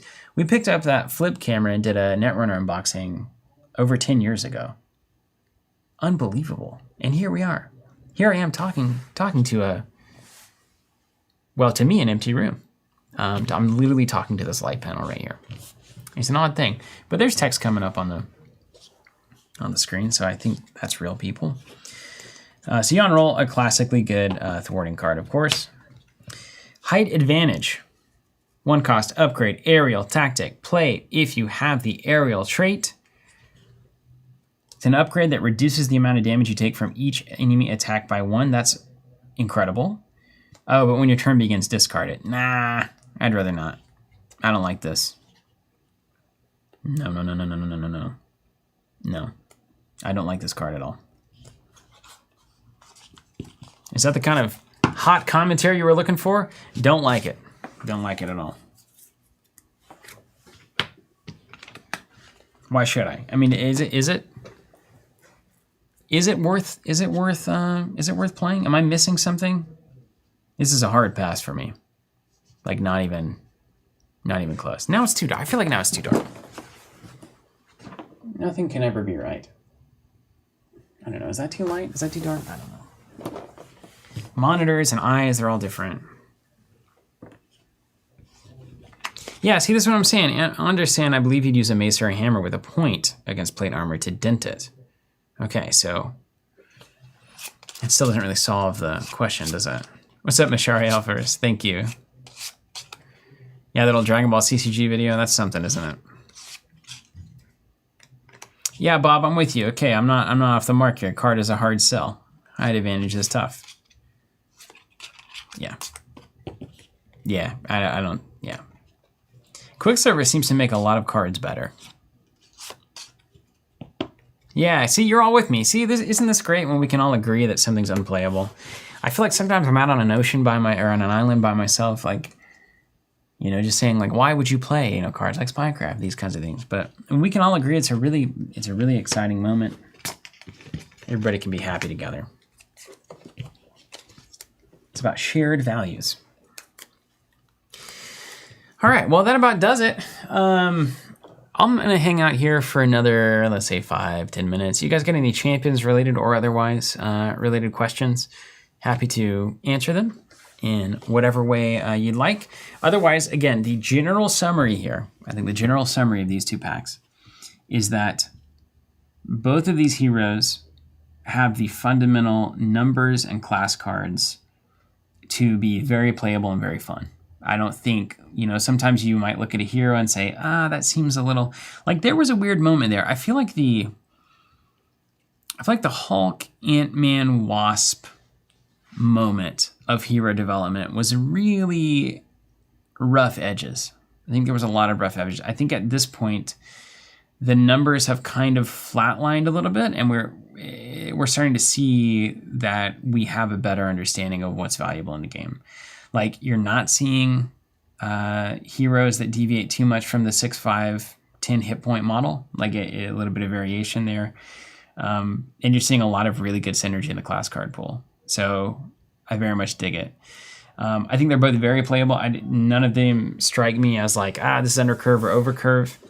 I think they're both really, really strong. I could see Ironheart being very tough in solo. I don't know much about solo, but any of these really heavily building heroes I think are always going to be difficult. Nova probably would excel in that format. Can come out of the gate and really get some things done. Also can play in whatever aspect you need, I imagine. Like the fact that this ability is just universally, whenever you do anything, you stand your helmet, you get 2 free resources every turn. I mean, it's unbelievable. It's unbelievable. Can't believe it. Rod, that's a great. Can you please clarify who you are? Yeah, we'll talk to the East about that. Who is it who carries this corpse around? Famous question by Krishnamurti. Anyway, I want to play both of these heroes. And so, well, when will we play Champions next? We might play it next. I mean, when's the X-Men box coming out? Do you guys know? Does anyone know? We might, what we're going to do, so we've got some things coming up that are pretty cool. We are coming in, so it's going to be a while. It's going to be a while. In fact, can we pull up the schedule, Bryce? Here, let me go to the main shop. We'll pull up the schedule. And let me look at my calendar too. Oh, I got a notification from Colin in our Discord that we need to get in here. Things are getting out of hand. Okay, yeah, we know where that's going. All right, so Google Calendar. It's my preferred calendar app. You can see here, tomorrow I'm going to be playing some Flesh and Blood solo via webcam on Tuesday there with Brendan, my old friend and Zach's new nemesis from Arsenal Pass. So that'll be fun if you're into watching people play card games. That's a good one to watch. And then Ashes Reborn, we just got new decks. This is the PvP game. Many of you probably know Ashes Rise of the Phoenixborn. Hopefully you also know of Ashes Reborn. Been out for years now, 2 years. And it's fantastic little 1v1 probably one of the deepest, if not the deepest, tactical card game that I've played. Low variance, crazy. Anyway, I'm going to be bringing on Chaos Theory from our Discord and from the general Ashes community to do some deck building for the 2 new Phoenixborn that just got released. So we're going to be exploring like concepts, card pools that we'd start exploring with these 2 Phoenixborn, dice types, that kind of stuff. So that'll be fun.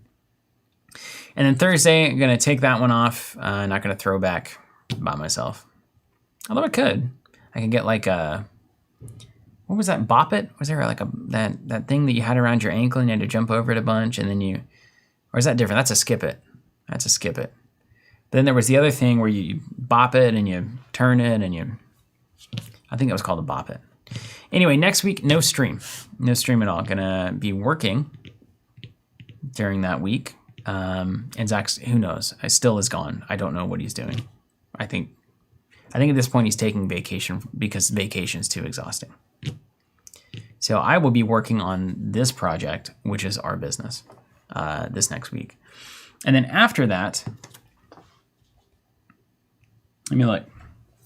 So then we come back, and then Zach and I are only here Monday and Tuesday because we're going, speaking of vacation, we're going to Vegas to plan a Flesh and Blood world premiere, which I can't wait.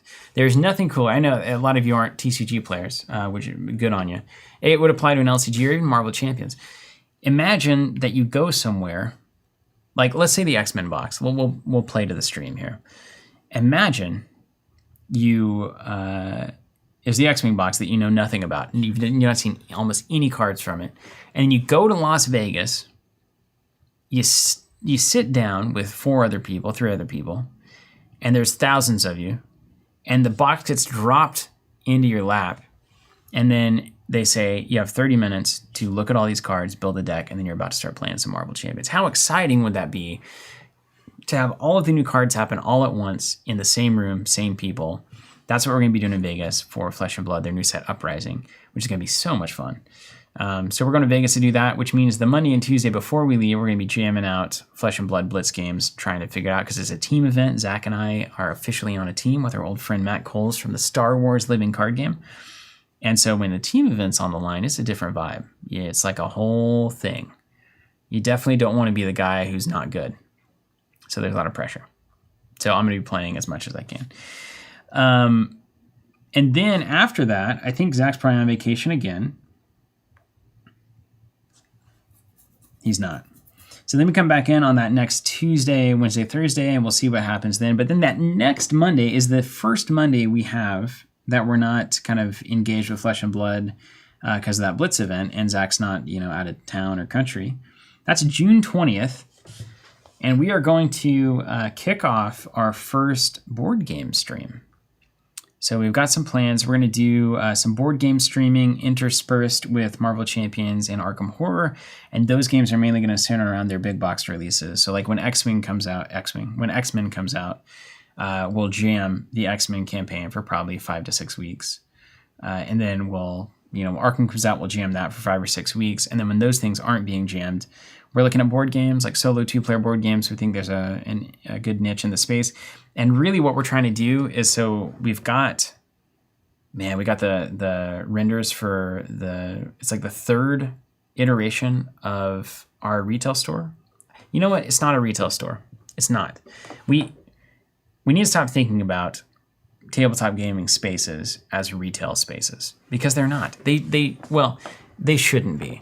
I'll say that. I will put my money on the line. I will say they should not be retail spaces, because retail is the easiest thing in the world these days. You can buy any of these products from us online right now, and they will ship out and get to you in 2 days. Like, that's hard to compete with. If your game is retail, it's all box products, it's all commodity goods. Everybody knows what they're getting. There's no variance across buying from X, Y, or Z online store or buying from a local store. Retail is not where you want to butter the bread when it comes to local stores. So our local tabletop play space, or our local tabletop community center, let's say, we've got the renders back from that. That's looking fantastic, overwhelming and scary, but fantastic. And that's going to be really fun. But part of that is we have to figure out what board games we're going to have readily available to anybody who is participating in that space. So we figured we may as well stream it. So it's basically the process of Zach and I getting a ton of board games in to evaluate whether or not we should put them on the inevitable 3.0 board game wall, etc. And first up, I think, is Spirit Island, right over there. I've heard a lot of good things. Apparently, Spirit Island is one of the best co-op games that there is. Also, apparently a good solo game. Don't know. I mean, if you're co-op, you kind of have to be solo too, right? Like, you don't have to be, but that seems right. See Sagrada over there. Fox in the Forest. What's that other one? What's the one with the Vikings on it? The Nordic one? I don't know. Anyway, so there you go. Yoda's Hut, are we planning to play Earthborn Rangers on stream when it releases? Absolutely. I mean, like, we'll see how this ends up with Andrew, but I'd love to do a subscription for it and do the whole expandable thing. I don't know how much he's going to rely on Kickstarter and kind of where all that's going to go. But if there's a chance for a partnership there, we would absolutely take it. And we've talked about it before. We just have to wait and see kind of how that all turns out. But our intention is very much to work with Earthborn Rangers. Love the look of that game. I think it's perfect, right, for this exact reason, cooperative, kind of the LCG model. A great option, a great entry into this space, right? Like, you might play, like, Champions and Earthborn. You might play Earthborn and Arkham. You might play Champions and Arkham. You might just play one of those. But I don't think the space of co-op titles like this gets too crowded. It's not quite as demanding for attention and money as like trying to play multiple like TCGs would be, which is, you know, very difficult. I can't even play one. So I think that's a good place for Earthborn to be, and so we're very supportive of that for sure. Aaron Clark's hand, Radlands, correct. I've heard a lot of stuff about Radlands. I kept thinking it was the Hot Wheels car game, but apparently it's not. Apparently it's different. What is that? Gaslands? I think that's Gaslands. Yeah, Radlands. Hear a lot of chatter about Radlands. How do you start playing it? You have to buy a thing, buy a starter. Jason Liang say, yeah, the advantage of having a physical storefront is you can deal in Magic, Fab, and Yu-Gi-Oh singles. You can definitely do that online. You can buy singles online from us right now.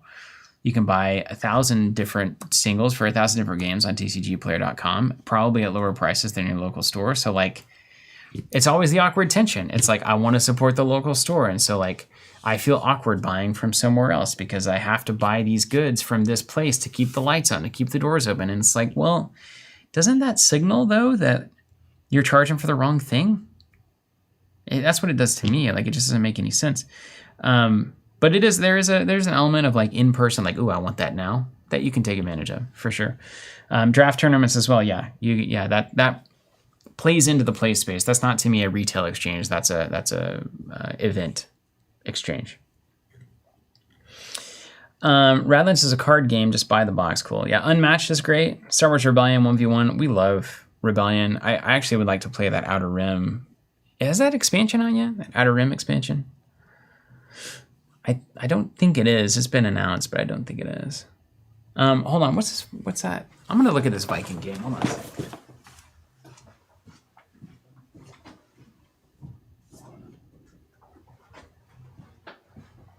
My gosh, this is heavy. Look at this thing. I didn't know they made games like this. I haven't played board games in a hot minute. I mean, this is like, that's heavy. It's a heavy game. What are you just banging the door down there, Ray? Yep. Is this any good?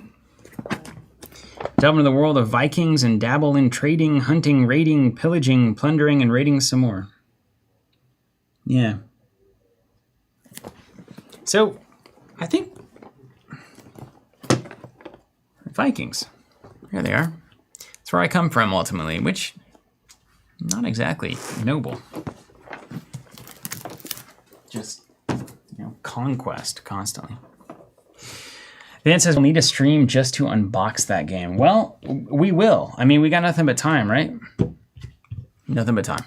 We'll enter the space in a big way. We'll be... Suddenly, there's a board game streamer has entered the entered the discussion. What would you guys say would make, we've been thinking about this internally, like, what would you think would be the most compelling thing to do on a board game stream that other people aren't doing? Like, there's a lot of board game content out there. So, like, what is unexplored or something valuable that others aren't doing? I'd love to know that. We've kind of got our little dog and pony show, right? Like, Zach and I can be mildly entertaining and not terribly. I mean, I don't think we're awkward. Like, I've seen a lot of content that feels pretty awkward. But the good stuff isn't. So that's on our minds right now. Rod Larry saying Outer Rim is great, like Firefly, but less camping on planes to get key things. Yeah, all of mine have been really fun. My playthrough of Outer Rim.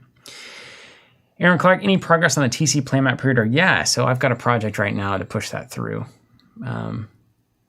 So that's on the way. We're next step is going to be the design phase. I'm going to keep it similar to this, but I don't want it to be identical to what we use on stream either, unless that's a selling proposition. I don't know if it is or not.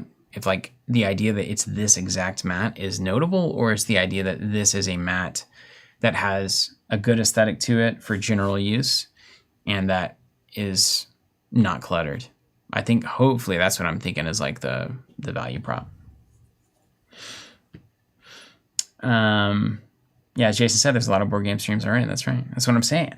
We got to figure it out. But not all of them have, Zach on them. Igor saying Zach going into a Feast for Odin without reading the rules is going to be interesting. Maybe that's the niche. Maybe it's watch us play a board game without reading the rule book, and then we just guess at what everything does. I think that would be stupid more than it would be fun. Yeah, I don't like that at all, actually. Phyllis Master Board Game Cooking Show. What did we call that? We had a name for that. It was called, what was it called? Oh, it was a really clever name. I probably shouldn't say it because it's so clever. Somebody's going to take it. Board game. No, I can't remember. But it was really good. Anyway, so we'll be doing that. So check us out on future Mondays. We're gonna be off for a while here. So take a break, maybe read a book or something instead of watching. But come back, because we don't want to come back and then like be talking to an empty room, because that would be devastating. Have like no viewers, right? And then it's like, we got to reconsider all of this. What's on the table? That's right. That was it. GT. That was it. What's on the table? So good. Yeah. Dylan Samples. Any update on the spider tokens? Yeah. It's done. I think it's over. I think the bus left the station and will never come back. Let me make sure. I think we have some extra tokens from the run that we did to fulfill the pre-orders. I can check on the website right now, actually. That's all I'm doing is just looking at our website. So we do have some boards remaining. There are some leftover spider boards. The spider tokens are all gone. And the boards will be gone very soon because they're almost gone. So, grab them now. It's likely the last time. And then finally, we'll quit here with Jason. Oh, Bored to Death. That's a good name, too. I like that. Dysphoria, you bring in the Covenant approach to throwbacks to board games would be super entertaining. Okay, hold on. Before I get out of here, because this is like really helpful to me. Since I'm here, and we're here, and if you don't want to watch, you can turn it off now. I feel good that the unboxing has been delivered. So like, you can just leave if you're not interested. If you started playing the video on your TV, you started cooking dinner, and then you're like, wow, there's just a meandering in the background that what is going on? I'm losing my mind. It's still me talking. Yes, they've been unboxed, but you can close the window or whatever if you want to leave. But meantime, little audience questionnaire here. So, Dysphoria, you're saying bringing the Covenant approach to throwbacks to board games would be super entertaining. So my question is the following. I have an idea of this, but like direct audience feedback is really helpful. So what is, as you define it, the Covenant approach? when you say that? Is it, I won't even seed any ideas.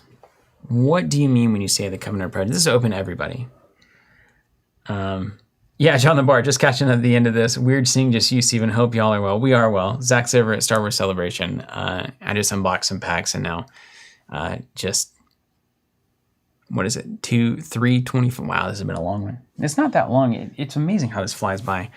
Now I'm just asking some questions because it's here. Okay, Joshua Trevino, I like that. It is that. I mean, it is. To me, it's intentional. We had kind of in the brand manual for a second. I don't know, maybe I shouldn't say this. I don't care. For a moment, the whole statement was, we care more. But then I realized we live by a town in Claremore, and their town motto is, we care more. And I was like, that doesn't land for me at all. Ooh, M.A. Dolce organicness. That's nice. Like a matcha tea. That's right, Link. You're at bored to death. Could pay for my next subscription cost. I like that. All right, Linky, I'm going to read these out loud so I can reference this video later. Linky Rat saying, Covenant approaches Steven plus Zach, banter plus a good gameplay. So the banter is important. I hope that that's true. We've just been talking like that our whole lives, and so I'm glad it translates nicely to air. Jason, for me, foremost, your brand is supporting alternative and indie games. That's interesting. Yeah, that happened. I don't know. That's a really good piece of information, because that almost happened out of necessity, not out of the intention at the beginning, but it was always the intention of Zach and I as players. But we also wanted to make the indie stuff not indie, we wanted to make it big. That was like one of the original goals of Covenant. We wanted to take these smaller titles and then make them bigger than like Magic and stuff, which you can see how successful we were. Okay, Colin. I think it's a natural approach as just a gamer to the product and the enjoyment derived thereof. No real review scales or specific targets you're trying to hit. Well, that's true. I love that. GT, hang out for the stories and the friendly banter. John the Bar discussing something at length, considering all the options, removing all things extraneous. So that's really high praise, the minimalist Bible there. Steve Dove, seeing you and Zach's different approaches to discovering a game. Phyllis Master, there's an appreciation for the craft and the banter, probably fueled by lots of experience. Yeah, I believe that for sure. Aaron Clark, you and Zach have great banter, and bringing that to live board game plays will be really enjoyable. Okay, that's good to know. You got to check in on this stuff for sure. Van, will be interesting to see if you all dive into a board game, as most of what you've done is card games with a few throwbacks. Yeah, that's the thing, is like we've got to get into board games to run the store well and to figure out the selection and curate that well. So we, like I said, we may as well do it on stream, right? GT also watches for finding new games. I backed Earthborn and Skytear Horde because of these streams. That's great. Madison, gameplay with commentary, 2 different approaches and personalities, quality video production. Dysphoria, going from the initial, oh, look at this box, through figuring out the rules to a familiarity with the rules, then apply your general expertise. I like that, like the journey mindset. Lanky said, Covenant brought me to ashes and flesh and blood. That's cool. Yeah. Yeah, cool. That makes sense, Obsidian. Yeah. What's up, Pocknock? New to the stream here. Caught some of your Fab streams and Lord of the Rings TCG retro streams, which have been great. That's fantastic. Love hearing that. It's so funny that streaming the Lord of the Rings TCG, like 20 videos, would ever be reasonable to do. I'm surprised. Even to this day, I don't even know if it's reasonable, but it's being done. I can tell you that. We're paying to do it. Yeah, this is great. John the Bar, when can we expect the Board Crazy playthrough? Well, if you guys didn't catch this, actually, this is insane. I don't know if anyone actually knows this, but I bought a box of it. I actually found it. I bought a box of it. And it's a weird one, right? You got to frame this well, because like this could just be weird, like really weird. So I don't know when this is going to happen, but I feel like I had to get it when it was available, like when I found it, and it was not expensive. But there's some crazy stories with this game. Crazy. But I think it's the only Decipher game that we've yet to play on stream. So it's got to happen at some point. And it's actually, you know, it's an interesting concept because the way the game functions is like, let's just remove the boy element from it. Okay? I think that's a fair thing to do. So let's just assume it's about something else. Bands, favorite bands. Let's say it's a game. Look at Zach over here on the stream. Hey, dude, is it weird to hear your name on stream? Isn't it strange? Really is strange. So let's just assume that it's a game about music, and you get a hand of 7 cards, and all 7 of your cards have a band on them, like let's say a made-up band, and that band has a bunch of characteristics about it, like fast speed metal, lead singers from Croatia.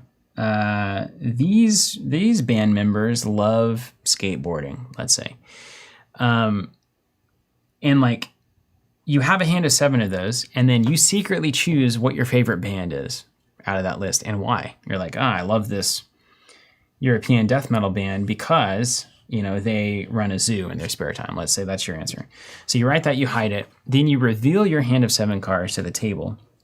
Everybody at the table writes down their guess of what your favorite band is, and then you go around the table saying, here's what I think your favorite band was, and here's why, and then you reveal what the right answer is, which I'm sure is a game template that exists in other things, but it's basically like, interestingly, it's like actually a pretty good way to get to know people. Unfortunately, it's with like 12-year-old boys, so that makes it different for us in particular. But target market was teenage girls, which Zach and I are not.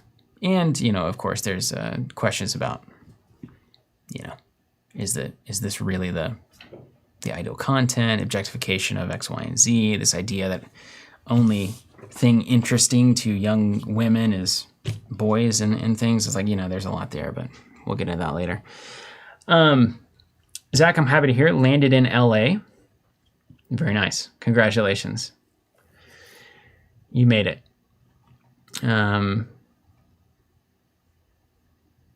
Zach said, wish you were here. I don't know who that's from. I hope that's for me. Going to meet Ewan. Is that McGregor? Is that Darth Maul? I'm just kidding. I know that's Obi-Wan. All right, everybody. Thank you so much for being here. I'm going to get out of here. We've well unboxed everything. I appreciate all the responses, all the answers on what makes these streams notable and great. Well, notable. I guess I didn't necessarily say great, and nobody else did. We got the board game streams coming up, so we'll be here probably, it's like 4 Mondays from now doing that. Be sure to follow along when we head to Vegas and play in those Blitz events for Flesh and Blood. That's going to be a good time. And then, of course, subscribe to get these hero packs and to power this content engine, which is producing such valuable pieces of content as this one, which, of course, goes without saying that this is what we should be doing. Okay, I'm going to click the buttons here and make sure I didn't miss any important concepts. Best place to find our stream schedule. Skylar, that's a good question. So we post it on all the socials on Fridays, I think now. Like every Friday we post like what's coming up on the next week. And then we also pull up the schedule a lot of times here on the live stream. So we can do that now. Bryce, are you still here? I don't know why I'm looking over. There's literally nobody but a computer over here. But Bryce, if you're here, can you pull up the schedule? And if I don't see the schedule, that means there it is. Okay, there's the schedule. So you can see that. It's an easy one this week because next week we're not streaming at all. All right, everybody. Well, it's been a pleasure. Thank you. And come hang out with me tomorrow. Even if you don't care about Flesh and Blood, it'll be a good time. I'll catch you guys later.